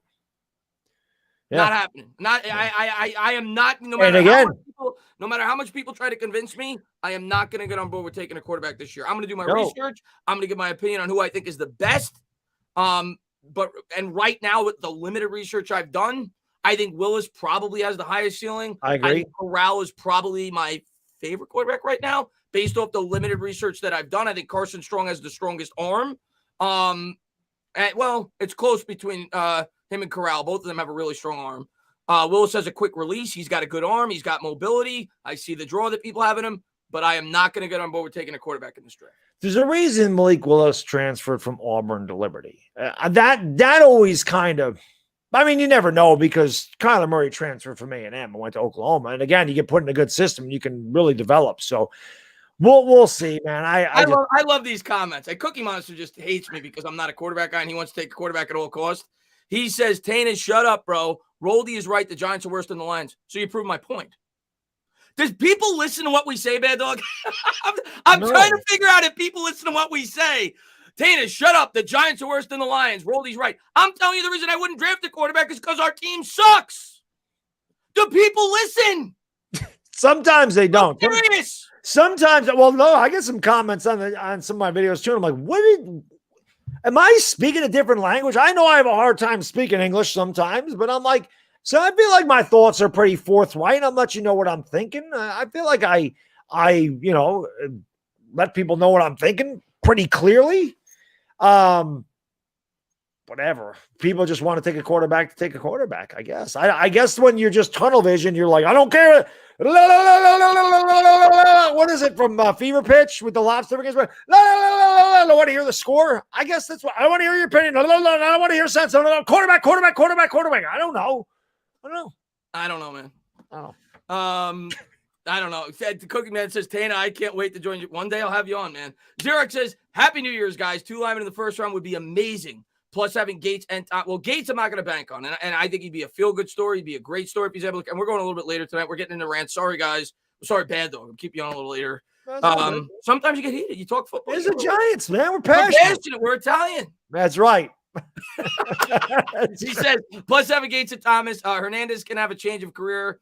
AT&T are hiring. Yeah, well, Hernandez ain't going to be back next year. I don't see. I shouldn't say never, but I doubt it. I don't think he'll be back. But I don't want to bank on Gates with all the leg surgeries. I hope, but it's not something I want to bank on. Yeah. Will J says fans want Bryce. How are we going to get him be number one? Probably not. If he, well, you don't know though. You don't know if he's going to go one. People are saying one right now. Things change, right? And there may be a quarterback next year. We don't know. They all come out of nowhere. Nobody knew who Joe Burrow was before 2019. Yeah. You never know. Yeah. CJ Stroud may have a phenomenal year next year. He might jump. You don't know. You never know. But most people think that next year's quarterback class is going to be a lot better than this one. Mm-hmm. And even if it's equal to this one, the way I look at it is at least next year, if we address the line, we will be better set up to support that quarterback. Even if it's equal to this quarterback draft class. If I am going to be forced to take a quarterback, at least let my team be further developed. That's the way I look at it. But thank you, man. I appreciate it. Stanley says, hey, Bad Dog, I think the experts are underestimating this quarterback class because Kenny Pickett, Malik Willis, Matt Corral, and Desmond Ridder are NFL ready, especially Malik Willis. I don't see it. I mean, if experts think that way, again, I'm no expert. I'm just a guy that looks at it and go, that guy wows me or he doesn't. It's really that basic with me. The guy wows me or he doesn't. Nobody wows me. Kyler Murray wowed me. Joe Burrow wowed me. Trevor Lawrence wowed me. Those guys, Justin Herbert wowed me. Those guys were like, wow, I want those. And to be fair, he wowed both of us. Like you said, we talked the first show we did. That's what that we talked about Justin Herbert for a half hour, and hoped that the New York Giants would draft him. He didn't come out that year. Yeah. I'm with you, and maybe my opinion will change. I don't think it will. I don't think there's going to be a guy in this draft that wows me. Right. And I am not a Ritter guy. I'm just not. I don't like watched Cincinnati yesterday. He didn't impress me. I mean, granted, he's going against an incredible team. Right, but you're going to throw against a lot of incredible teams in the NFL. Yeah. And that's the thing. That's when people say he's got no talent around him. But that is going to be my argument. He's not going to have talent around him here either. We don't have talent here. There's a reason that we are the worst team in the NFL over the last 5 years. We have lost 71.5% of our games since the beginning of 2017. And remember, not one time, not once, since the start of 2017 was this team over 500 at any point. We're bad. So when you say, well, Malik Willis is good, but he's got no talent, he won't have talent here. So why will he succeed here? If he can't succeed at Liberty against a better team, why is he going to succeed with the Giants against a better team? Because there's a lot of better teams than we are in the NFL. Pretty much every team. Right. There might be two that are worse. Yeah. I think the Jets would beat us right now. The only team I think we could beat right now is Jacksonville, if I'm being honest. I don't even think we could beat them with all the injuries we currently have. I think we're honestly the worst team right now. We probably Now, granted, we have a lot of injuries right now. We probably are. Yeah. Kevin says, can we please find a decent backup court? Yeah, I mean, we said that earlier. That is a must. If they bring back Jones, it's a must. They can't roll out the red carpet for Jones next year. They need a good backup. I'm talking top 5, top 6 backup in the league. And here we go. Baddog. I don't think Rolly, I can't believe Rolly would insult you. Have you ever watched Baddog's content? Do you think Baddog would ever let me influence his opinion about anything? I was going to say, I'm pretty sure my opinions are mine. I don't think I'm influenced by Just anything. because you think I'm like the Antichrist when it comes to the Giants, Rolly, and you think everything I say is wrong. Baddog agrees with most of what I say because Baddog and me agree with the way that you build a football team. Yeah. We're not building it. We haven't built it right in years. Yeah. I'm not convincing him. We're in agreement. Go back and watch our initial show. That's all we talked about. Yeah. Before even offensive line and quarterback. That was really it. I'm not convincing Baddog. I don't have hypnosis. But Roldy, yeah, you watch the videos. I mean, I have destroyed John Mara. Destroyed him. You know that? I crushed him on the medium soda thing. I've talked about how this franchise is I have ripped John Mara a new one. And I've said this before, Roldy. I'm going to do everything I can going into next week. I want my tweets to go viral. I want them to be retweeted. I'm going to make videos. I want Mara sucks chance at that game against Washington. I want however many Giants fans are there to chant Mara sucks. Because I want Mara to hear that the fan base is pissed off at him because he is the root of all evil with this team. It's his team. And this team sucks. And the fans should voice their opinion. They should let Mara know you're the problem. You suck. See, he'll hear that. He'll hear Mara suck. The booing, he don't care. But if he hears Mara sucks from 25, 30,000 Giants fans, maybe it'll sink in a little bit. Maybe. I can't stand John Mara. I can't stand this front office. I can't stand this organization right now. Yeah, it's pathetic. I don't like him. I made a video 3 years ago on how much John Mara's been a problem for this team. Yeah, we suck. It hasn't changed. Diehard says, I wasn't going to super chat. You don't have, he says, but this is pissing me off. You build a foundation, O-line first before the first floor. Quarterback with no weapons, wake up. The shiny quarterback didn't work. 5 years later, give me another. Like I said, if you could get if you drool over a quarterback, you always take him. But if it's just a typical first round quarterback, I'm with you, Diehard. You got to get the line situated. We have not had that situated for 12 years. Period. All you got to do is look at Eli Manning. Eli Manning went from there you go. Best quarterback, one of the best, not the best, one of the top 5 or 6 quarterbacks in the NFL in 2011, and he completely fell off the map the next year. He didn't just lose all of his ability within 1 year, 2 years. The line fell apart. The team fell apart. I was just gonna bring that up. We had a Hall of Fame quarterback put up the best year statistically of his career in 2015. And then the offensive line completely fell apart. And he was a shell of what he used to be. Now, I have also said that I think losing Coughlin hurt him a lot. Yeah, but this is before Coughlin. I know, but he had two really good years. Once they got McAdoo. Yeah. Yeah. And Rolly says, Chris is playing you guys. Oh, my God. I just voiced my opinion. That's not how you build a team. You take a franchise quarterback, then an offensive tackle, then an edge. Okay. But we don't. But the what we're saying, Roldy, is we don't believe there's a franchise quarterback in this draft class. I guess that's the best way. I don't think he gets that. Roldy. It sounds like Roldy's of the belief that you take a quarterback no matter what. You force that quarterback pick before you fix the offensive line. That seems to be your philosophy, Roldy. That is not mine. I don't just pick a girl because I'm like, I need a girlfriend. No, she better be really hot. I better like her a lot. I can tell you when I was younger, sometimes I just picked one to have. And you know what, Chris? It didn't work out. Then I picked a really hot one and I married her and I've been with her for 22 years. You don't just take a quarterback that, at least me, maybe you disagree, Roldy. Maybe you're of the belief that you take the best quarterback in any draft, no matter what, regardless of their talent level. I am not ever going to get on board with you on that. So you can keep super chatting me and keep telling me that I'm wrong. I'm going to keep telling you I disagree with you. Simba Man, thank you very much. Just Happy New Year's, guys, man. Simba Man, thank you very much, buddy. And once again, thank you to everybody for being here. If you haven't done so, hit that thumbs up, subscribe, ring the bell, and going over to Bad Dogs and subscribe. Dutch says Daniel didn't elevate at Duke at all. I disagree. I'm not comparing him and Willis, but Jones in the ACC had Duke over 500. Jones won 2 bowl games at Duke. And Duke had the most drops in the country. Remember that with the wide receiver. And not to mention, Duke had, I think, 2 other guys get invited to the NFL Combine.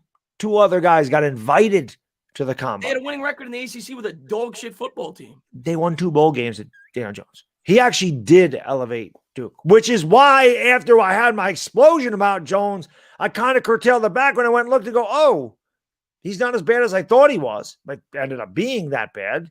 Not because of talent. I just feel like his processing's too slow for the NFL. But I thought Daniel Jones did a good job at Duke for what he had around him. Yeah. That was a terrible team. He had a terrible teams around him at Duke. Yeah, that's why he got drafted as early. And I'm not saying that Malik Willis can't be better than Daniel Jones. No, he easily could be. But again, Malik is in the FCS. He don't even play in division. He's not even in high Division I football. What competition is he playing? Who is he elevating his team over? Yeah. That's my thing. Like I said, again, you look at him against Ole Miss, he was out of place. He's got no talent. Again, you put him on the Giants. We are Liberty. Dallas is Ole Miss. Green Bay's Ole Miss. Tampa Bay's Ole Miss. The Rams are Ole Miss. The Cardinals are Ole Miss. There's a lot of Ole Misses in the NFL, and we're Liberty. So what's he going to do? Elevate us to 5 wins with no line? Hey, listen, if Malik Willis ends up being a top 5 quarterback in the NFL, I will gladly admit that I was wrong. We should have taken him. Oh, hell yeah. Absolutely. If we don't take him, I will gladly admit it. Maybe I'll change my opinion going in the draft. But right now, I do not feel that I would take a quarterback in this year's draft. It's my honest opinion. I'm not going to change my opinion. And I'm not. Malik Willis can be great. And I'll be like, oh, shit. You know, man, well, we missed out. But I'm not the guy making the picks. I'm just giving you my opinion. Yeah. And again, the thing, again, I just don't. Daniel Jones and Malik Willis, it's the same type of thing. And Rolly, I don't know what. Rolly, listen to me, buddy. He's just trolling. He's trolling at this point. He's trolling. I'm just gonna say this. I am 45 years old. Right? I'm married. I have a kid. I have a career. I have cars. I have a house. Right? Like, I've done all this on my own. Right? I'm kind of set in my ways. As most people know, I'm stubborn. Nobody's going to influence my opinion. It does not happen. Chris and I agree on a lot, probably 95% about the New York Giants. We just approach it different ways. Chris is he thinks things out. He's not as reactionary. He does a little bit more research than I do about stuff. I just give you, it's emotion for me. But we agree for the most part. We agree. I'm just much more emotional and I'm much more harsh. We have always agreed on how to build a football team. Yeah. And I think most fans think the way we do. But again, obviously some fans don't. Again, if the quarterback, if I like Roldy, if you love Kenny Pickett the way I loved Kyler Murray, I understand where you're coming from, right? I don't love him like that. I loved Kyler Murray coming out of the draft. Everybody knows I wanted Kyler Murray to be a New York Giant and Justin Herbert, guys like that. I didn't want Sam Darnold. I didn't want Dwayne Haskins. I certainly didn't want Daniel Jones. But I understand that if you're passionate about Pickett the way I was passionate about a guy like Kyler Murray, I understand why you want to take him. I don't feel that way about the quarterbacks coming out of the draft class. If I felt that way about Kenny Pickett, I'd be saying take Kenny Pickett. If I felt that way about Malik Willis, I'd be like, get Malik Wilson or Matt Corral or Sam Howell or any of them. Yeah. I don't, like Chris said, there's nobody in this. And even before we started talking about this, I didn't like the draft class. I thought Spencer Rattler would be a lot better this year. He was terrible. Sam Howell and Spencer Rattler are supposed to be the front runners for Heisman. They were both awful this year. North Carolina was the most disappointing team in college football this year. So I'm just not big on there's 2 ACC quarterbacks coming out. We have an ACC quarterback. Yeah. I don't know. It's just our opinions, Roldy. You can't fault us for having our opinions. Right. Hunter Fay, man, thank you for being a member. Then I'm going to get to some of these super chats. Don't want to lose these. Saw a fake headline on Instagram saying that Mike Glennon was suspended for illegal substances and believed it caused and believe it's because he's such an awful quarterback. I have not heard that at all. Hunter, I've not heard that at all. But let me see here. Ezekiel Elliott, man, thank you for being a member for 4 months. He says, let's go, Roldy, man. Get him out of here. Ezekiel Elliott wants Roldy out of here. He's a Cowboys fan. He wants him gone. Thank you for being a member for 4 months. And Will, man, thank you for being a member for 7 months.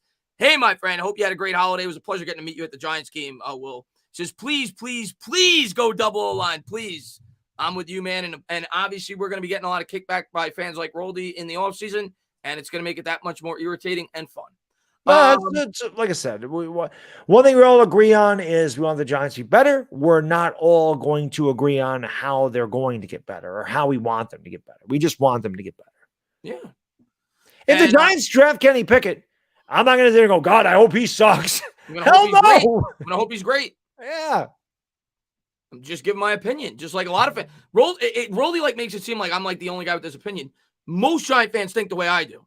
In this year's draft, most Giant fans don't want to take a quarterback. There are some that do. Most do not. Yeah. Art, man, thank you very much, man. Mara's going through his Rolodex right now looking for Roldy's phone number to replace Gettleman.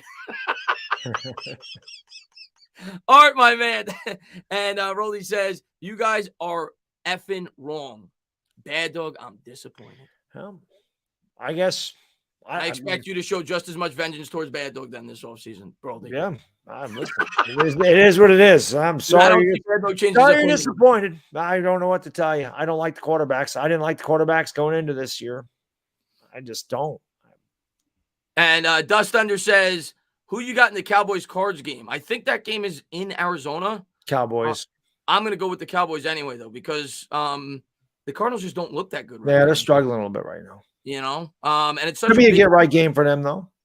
Yeah, it could be. And I think it's such a big game for Dallas, though, because they're competing for that 1 seed. The Cardinals are they kind of know their fate. They're going to be the 5 or 6 seed in the wild card. The Cowboys so badly need that game. They obviously look like they're clicking, but it's the NFL. Who knows? But I would take the Cowboys, man. Dust, man, thanks for popping in. Kyler Murray should be interesting. So yeah. And Dyer, man, thank you very much. He says, this shit is pissing me off. How do you start building without a foundation? The foundation of a football team is the O-line. We have no weapons. Explain to me how a first-year quarter. Dyer, man, you're preaching to the choir, man. Yeah. And the other thing I said, if you draft a quarterback, you're going to do the same thing to him you did to Daniel Jones. Because that rookie quarterback is going to come in here. The team is going to suck. And you're going to fire Joe Judge. Somebody's going to have to take the fall after 1 year. So then you're going to bring in another coach, another and that coach isn't going to have that. It's not the coach's quarterback. Yeah. Just like Jones wasn't Judge's. And we saw how far Daniel Jones fell off after Sherman was fired. I don't know, man. Just our opinions. We're not saying it's fact. It's our opinions. Right. That's it. Yeah.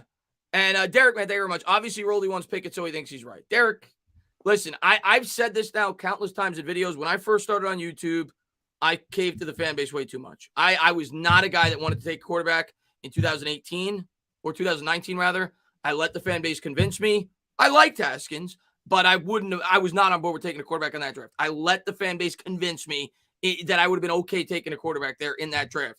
I am not letting the fan base convince me. I am not going to want a quarterback in this draft, no matter what. No matter how much they may try to convince me about Kenny Pickett this offseason, how much they may try to convince me about Matt Corral, Malik Willis, whoever they feel is the guy, unless I'm blown away when I look into these guys deeper, which I don't think I'm going to be, I am not going to be on board with taking a quarterback this year. I'm telling you that right now. And Dutch says Malik Willis in the Kyle Shanahan system. Yeah, I mean, I think Malik Willis, here's what I'll say about Malik Willis. I think Malik Willis, one, he is a project, at least when I've watched him. He definitely makes silly mistakes at times. He's got a really quick release, definitely has arm talent, great escapability. Yes. I'll be the first to. I think if Malik Willis goes to the right team and he is and they bring him along properly, I think he'd be a really good quarterback in the NFL. Right. But unfortunately, that team is not the Giants. Yeah. Yeah. but he's a gamble. He's definitely, like I said, all quarterbacks are, but he's more of a gamble than a lot of quarterback prospects. Roldy, he says, guys, don't play me, bro. I'm not taking a quarterback just to take a quarterback. Don't play me like that. I like Pickett because he is a F. I think you mean he's super talented. And you know what, Roldy, if you're right, I'll be the first to give you a ton of credit. Yeah. I'll be the first to give you a ton of credit. I don't see him like that, but people see different things. That's just how it goes. People look at things and see different things. And Lou says, if you take a quarterback, take one in round 3 or later, like Brennan. I mean, one of the guys in round 3 or later, you're talking about Brennan Armstrong out of Virginia, 6'2", lefty, who looks like someone to develop, just my 2 cents. I wouldn't be opposed to that because there's no financial commitment there. But maybe in the 4th round, if you want to take a quarterback, you want to take a flyer. I just feel like those guys very rarely pan out. I would rather just wait another year and then go out and really, look for the big time quarterback in the following draft. Build up the team. That's just my take on it. You also got the guy from Western Kentucky. I can't remember his name off the top of my head, but he threw like over 50 touchdowns this year. A lot of people think he could be like a 3rd or 4th round target. I'm not going to cry if they do that at all. There's no commitment there. 3rd or 4th round could be a backup long term if he doesn't develop into a starter, which isn't horrible for a 4th round pick. But yeah, not what I'm looking to do. But I don't think it's a crazy idea, Lou. Will says, sadly, I think even Herbert would have failed here. I'm going to say no on that, Will. And I'm not saying you're wrong at all. I think this situation is really bad. But I'm going to say no to that because I think the Chargers situation was pretty bad when he came in there. Granted, they had probably better weapons than us just due to the fact that they stay healthy, right. Especially before this year. But their offensive line before they got slated was really bad. And Herbert, to me, when you watch him play, and I've said this in other streams before, and I was big on Herbert, like Bad Dogs, we both were back in 2019. I didn't even think he'd look this good, though. I'll be the first to say that. He's amazing. When I watch Herbert play, he if there is a quarterback that I think could be the next Aaron Rodgers, I think it's him. Like, I think he's the whole package. Like, Josh Allen, to me, when I watch Josh Allen play, Josh Allen has all the tools. He's got the arm. He's got the mobility. He ain't nearly as smart as Justin Herbert. Justin Herbert has everything you can want in a quarterback. He's cerebral. He's got the arm. He's got the mobility. I do think Herbert would have succeeded here. I always go back to one play. It was against New Orleans. He rolled out of the pocket. He stopped on a dime. He freaking chucked the ball on a line 30 yards in the back of the end zone in tight coverage. And I remember just looking going, Daniel Jones can't do that. Yeah. Daniel Jones, not many quarterbacks can do that. You see a guy like that, and you go, that's just a special talent. It jumps off the page. It wows you. I felt like that with Kyler Murray, not just Kyler Murray's ability to run, which everyone said he's a runner. He's a runner. I said, no, the guy's a pocket quarterback. Would you watch Kyler Murray's hip torque and the ability to flick of the wrist, throw it 60 yards down the field in a dime and run a 4.37 40? I don't care how short he is. He's a special talent. That's a special quarterback talent. They don't grow on trees. It's tough to get one. So, yeah, if one of those guys is out there, take him. That's obviously who you're taking first. But when, like Chris said, a run-of-the-mill guys there, you can get a guy as good as any of these quarterbacks in next year's draft class. I'll wait. I'll wait. And Blake says, what are your feelings about Charles Cross? Yeah, somebody asked me about him earlier. I've watched a little bit of him. I watched highlight film. I've seen he's moving up in mock drafts. And the one thing I consistently hear about him, and it's very early in the process, we haven't even gone to the combine yet. You haven't even gotten the analysts that have done tons of film research yet on these prospects. But what I will say about him that I've heard consistently in comparison to Neal is a lot of people at least feel like he is more technically advanced than Evan Neal is. Most people feel that Evan Neal has the higher ceiling due to his build and his athletic ability. But a lot of people feel that Charles Cross is the most sound tackle right now in this year's draft class. That's what I've heard. And I'd be happy with either one. Yeah, he's clearly a guy that could be on the Giants' radar. Lou says, apparently Armstrong not coming out. Never mind. Okay, so there you go. So we can't take him. But Lou, thank you very much. Going to try to catch up with these. We went overtime. Sorry I kept Bad Dog longer. We got into it today. Xerox says, is it true Kenny Golladay is the only, yes, out of the guys that were in the initial rotation for the wide receivers? Yes, he's the only guy. Everybody else is hurt. So good luck this week to who's ever going to start a quarterback. Roldy says, Chris, are you happy now? You fooled Bad Dog. Oh, my God. This guy's a troll. He's a troll. I love Roldy, but he's a troll. Rick says, good luck. Troldy. Trolley, yeah. Trolley. Rich says, good luck. Rebuild y'all's team. You're right. You need an O-line before a quarterback. Look at Romo's talent. And there's from a Cowboys fan. Look at Romo talent without an O-line. Always got hurt. I mean, ideally, you want, I mean, in an ideal situation, and not everything could always be ideal. Like I said, if there's a quarterback you can't pass up on, you always take them. But my mindset, in an ideal situation, that quarterback comes into a good situation like Dak did for you guys in 2016 when he won the Rookie of the Year award and he had his best statistical year. Ideally, I think that is the right way to build a football team, but not everything always works out ideally. Roldy says, Baddog, I'm saving my grace. That's all I'm saying. I'm just pissed when Chris says, I don't get it. We're saying the same thing. Roldy just doesn't like me. I don't know. Roldy loves you. That's well, I mean, Roldy, you know what Roldy wants? Roldy wants me to be reactionary. That's what he wants. And there are times where I am, but I'm never going to be as reactionary as Baddog. You're not going to. Nobody's as reactionary as me. You're not going to come to my channel and get that. Okay. Period. That doesn't mean I'm not a fan. That doesn't mean that I don't love this team. That doesn't mean that I try to be as informed and have as clear of an opinion as I can have. You're not going to get that from me, Roldy. I'm sorry. Keg says, I bet your wife changes your opinion. No, after 22 years, she ain't changing shit.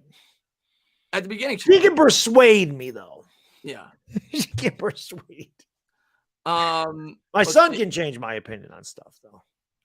He can do it. It's your son. Yeah, little bad dog can get whatever the hell he wants. Dutch says, I like Willis, but I would go, I freaking like him. Ikem is my favorite offensive lineman. I'm not saying he's the best.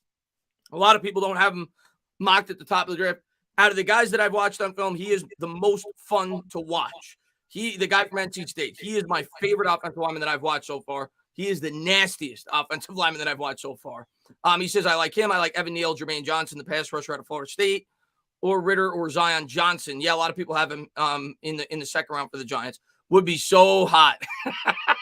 Dutchman, I'm a huge Ikem fan at NC State. So and he's capable of playing both guard and tackle. Roddy says, first off, Chris is my dog. I respect the shit out of him. I don't agree with him, but I'm always just, I know you are, man. I know you are, Rolly, but it makes for good content. People like to see back and forth. Daniel says the Eagles suck, but they have an O-line and give people a lot of trouble. Put Daniel Jones behind that line with that running game, and he'd win a lot. You're probably right. He would, because I still think he throws better than Jalen Hurts. You're probably right. I mean, the Eagles run for 200 yards pretty much every game. And obviously Hurts has something to do with that, but they run the ball effectively even without him. And they have a very good offensive line, like you said. It's one of the top 10 in the league. Yeah, if there's one thing why they're winning football games. Crowell got hurt tonight. Opinions on the draft now. Yeah, I saw that. I don't know how serious the injury is, Styles. I did see that he got hurt. I don't know how serious it is. I still like Corral. I don't like Corral for the Giants, but I still like Corral. I think he looks like a solid quarterback prospect. I'll say that about him. But I don't know how serious the injury is, and I don't know how he's going to perform in the combine or anything like that. But from what I've seen out of Corral, I think he's a solid, good quarterback prospect. Yeah. Jay says, what's your take on Taylor Linderbaum? Yeah, we talked about him from Iowa Center. Iowa lost to Kentucky today. Dude, we talked about Bad Dog's been all over Linderbaum before the college year started. I remember you talking about him before the year started. And I'm obviously a big fan of the centers. Because I talked about Creed Humphrey when he was a freshman. I talked about Tyler Linderbaum all off or before the year started. Yeah, I love that kid. I think he's awesome. But I'll say this, Jay, man. I saw that play today that was all over Twitter. I retweeted it. He was out running a friggin' tight end. I mean, for a center, the guy is a freak, man. The way he's able to get to the second level. Think about that on a screen pass, Giants fans. Yeah. He's a freak, man. He is definitely not a guy that comes out in every draft at the center position, which is why people have him going top 12, top 15 in a lot of these mocks, which centers don't typically do. Kansas Zero says, I'm about to go grab my Blue Yeti mic and make a YouTube channel and talk about why the New York Giants shouldn't draft a quarterback in this draft because this quarterback talk is dumb. Kansas, man, we need you. We're going to need an army. We're going to need an army because they're going to have an army too. We're going to go back and forth the whole offseason. So we're going to need you, Kansas, man. So I hope you start. I honestly don't think so. I think the ones that want. No, I think 85 to 90% of the fans are thinking like we do. Yeah. But there's going to be that 15 to 10% rebellion. They don't like Daniel Jones. I get it. Yeah. And Blake says, if the media starts pumping Kenny Pickett's tires, we will see a lot more Giants fans pounding the table for him. Quarterbacks get overdrafted. Pickett will be a top 10 pick right away. I agree. I don't know who it'll be, but there will definitely be a quarterback, if not two, that will go in the top 10. I agree with that. It happens every draft. It happened with Dwayne Haskins. He became the guy that people pumped in that draft when we took Jones. There will be a quarterback that Giants fans will rally behind and say that that's the guy we need to take. I don't know who it's going to be quite yet, but it will happen. I agree with you on that, and I'm not going to rally with him. Troy says Giants should draft an inside linebacker first 2 rounds.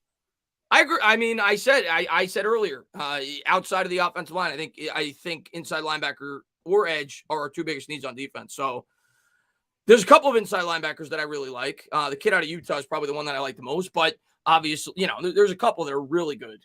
But yeah, I think that's a big need for this defense, Troy. Blue Collar says, looking at what our organization has been the last few years, I must say it seems like McAdoo was right. The only mistake was trying to retire Eli. How could you argue with McAdoo? I mean, McAdoo was right. In terms of his right about quarterback everything he said. how could you argue with that? I mean, he was right about everything he said. Yeah, he was. He was absolutely right. And I don't think he was trying to retire Eli. I think that he saw in 2016 what happened to Eli.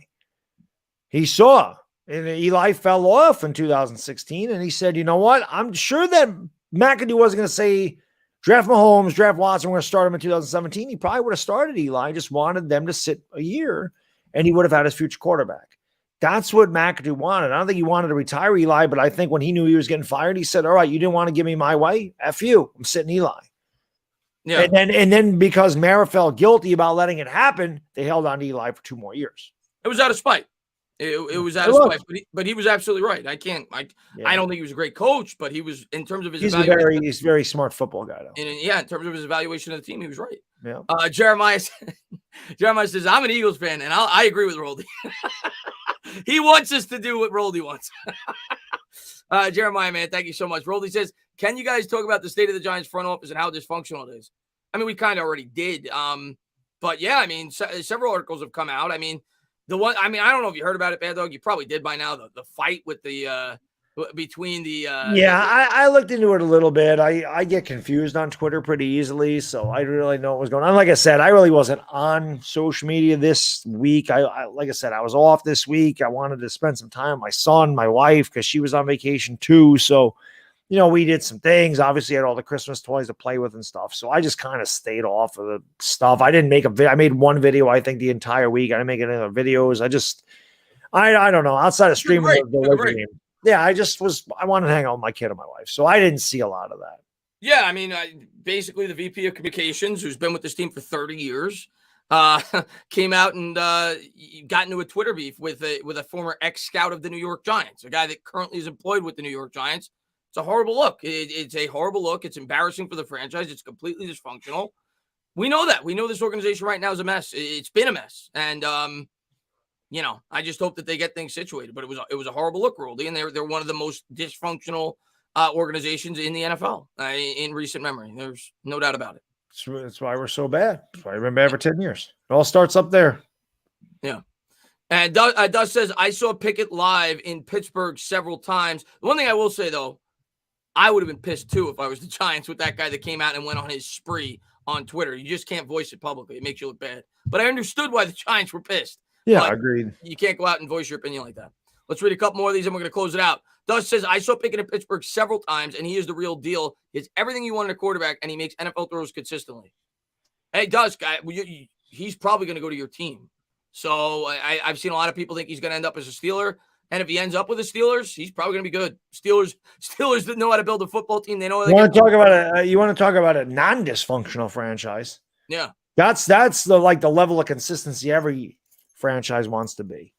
I don't doubt that Pickett's a first-round talent. I think Pickett's a first-round talent, just not a top 10 talent. Yeah, I just don't think he has like top 5 upside. Right. But I think he'd be a good quarterback. That guy Jose said plot twist. Rolly is Philly 500 stroll account. I don't think so. And Rolly says, why do you guys hate me? I love you guys in here. Rolly, I think he's talking about the chat. Oh, okay. I don't think he's talking about us. Rolly knows we love him. Yeah, Rolly. I mean, you're opinionated, man. You're not scared to voice your opinion. Sometimes it makes for good content. Sometimes we get into rants. Blake says, I would like to see an offensive line at 5 and Nakobe Dean with our second pick. He looked elite yesterday. Nakobe Dean's the beast. Yeah, I'd be on board with that. I mean, if I'm telling you, Nakobe Dean's gonna be a giant. We take a dog every year. Well, but we'll have a new GM, so maybe that won't be the case. But yeah, if they take Nakobe Dean, I won't be upset. If they take an inside linebacker, as long as they take a lineman with the first pick, I won't be upset. We need that. I would take Nakobe Dean and an offensive lineman in a heartbeat. I would take Neal or Linderbaum or any of these other guys and Nakobe Dean, absolutely. But we got to get one offensive lineman because Nakobe Dean is freaking good. But anyway, guys, I'm just and Roldy says, I love you guys. I'm just passionate. We feel you, Roldy. We definitely feel you. You know that we're passionate. That's why when we come at you, we start raising our tone. Bobby, I'm gonna read this real quick. He says, "Hi, Chris and Baddog, and thank you for being a member for 17 months. I think we should get rid of Barkley and trade him to Seattle for Wilson. What do you? I don't think that's gonna happen. You're not trading Barkley for Wilson. No way. If you get something substantial for Barkley, you probably do it, but I don't think you're gonna. I think the Giants' best bet for Barkley is to hope that he rebounds next year if you improve the offensive line. And another year removed from the injury, he's more mentally, capable of going out there and playing to the best of his abilities. You hope he breaks out, and then maybe you get some trade value for him. I think that's what you're hoping for as a Giants fan next year. Yeah. And Easy Lopez with the tired super sticker. We are all tired. We are going to close this out. You guys kept me busy all night. We went like an extra half hour than we normally do. We'll be live tomorrow calling the game. The game's at 1. It'll be a therapy session. We'll be live at 12:45. It'll be probably a comedy show like last time. But we'll both be here like we are for every Giants game. Like I said, please go on over to Bad Dog Sports. We'll be there live for this show next week and the game to close out the season. Thank God. Once again, hope all you guys had a happy New Year's. Thank you guys for all the support. We had over 600 people in here the entire stream for the most part once it got going. Had so much fun. This was a really fun show. And this was a show going in, Bad Dog. And thank you again, Easy Lopez, for the screaming super sticker. I appreciate that.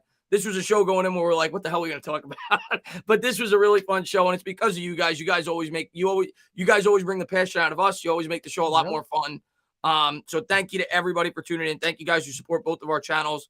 And let's go Giants. Bad Dog, do what you got to do. Yeah, that's why you guys are the best channel on YouTube. And like I said, we're never all going to agree. It'd be boring if we all agreed on what we wanted the Giants to do in the first round or what we thought was going to make the Giants a better team. All we do know is that this has been another tumultuous season.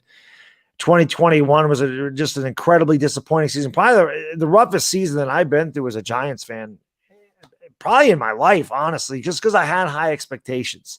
I thought this team would compete. I thought this team could win 9 or 10 games. I expected Joe Judge to be better. I expected the offensive line to, well, I shouldn't say expected a lot of them, but I expected Jones to be better. I expected Galladay to contribute. I thought the defense would be much better than it was. And it fell apart. But what doesn't fall apart is your support. You guys and girls are always here. You're amazing. This team is complete trash. But you guys are awesome. And that's why Giants fans are the best. Because look at this. We're 4-11. We're going to be 4-13. We got nobody playing. It's 12:45 on a freaking Sunday morning. We got 600 people in here. You're the best. Incredible. Love you guys and girls. Hope you all had a great and New Year's Eve. And hopefully 2022 is a lot better for each and every one of you than 2021 was. Even if you had a great 2021, make it even better 2022. Yeah. And Gary jokingly said he expected a large soda. Season ticket holders should have gotten a super duper big gulp. If they were giving away soda, it should have been a soda the size of the freaking stadium. Season ticket holders should have got a cup that you could refill every time you go to the damn stadium. Yeah, exactly. They should do that every year with the way this team has played at the start of the season. Yes. And Ryan says, thank you, Tana and Bad Dog, for all the content. Thank you for all the support. Thank you to all you guys. And Bad Dog, say your piece. All right. We'll see him tomorrow. Guys, get some sleep. We'll see you in about 12 hours. The Entertaining Talking Sports, Bad Diggy Dizzle. We gone. Peace.